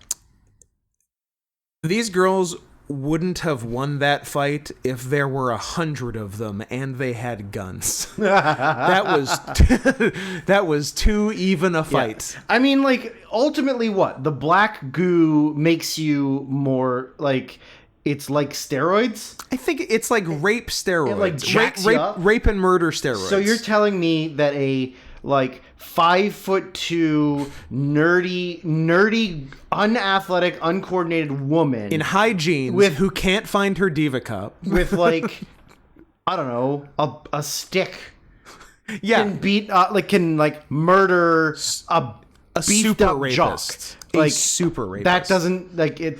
Yeah. I just wrote this movie set women's empowerment back 70 years for me. I agree. Like, I can no longer look at women the same because of this movie. I want to. I'd love to. But I can't. Yeah. This movie did it. And there's your Black Christmas. There's your Black Xmas. And I guess... Not to be confused with the good Black Xmas. 2006 or whatever. Which brings us to the end of part 1. I'm glad we were less optimistic this time that we could do it in one part. Of us was optimistic. One of us the other one's a More. realist. One of us lives in reality. So yeah, we'll see you tomorrow or on another time.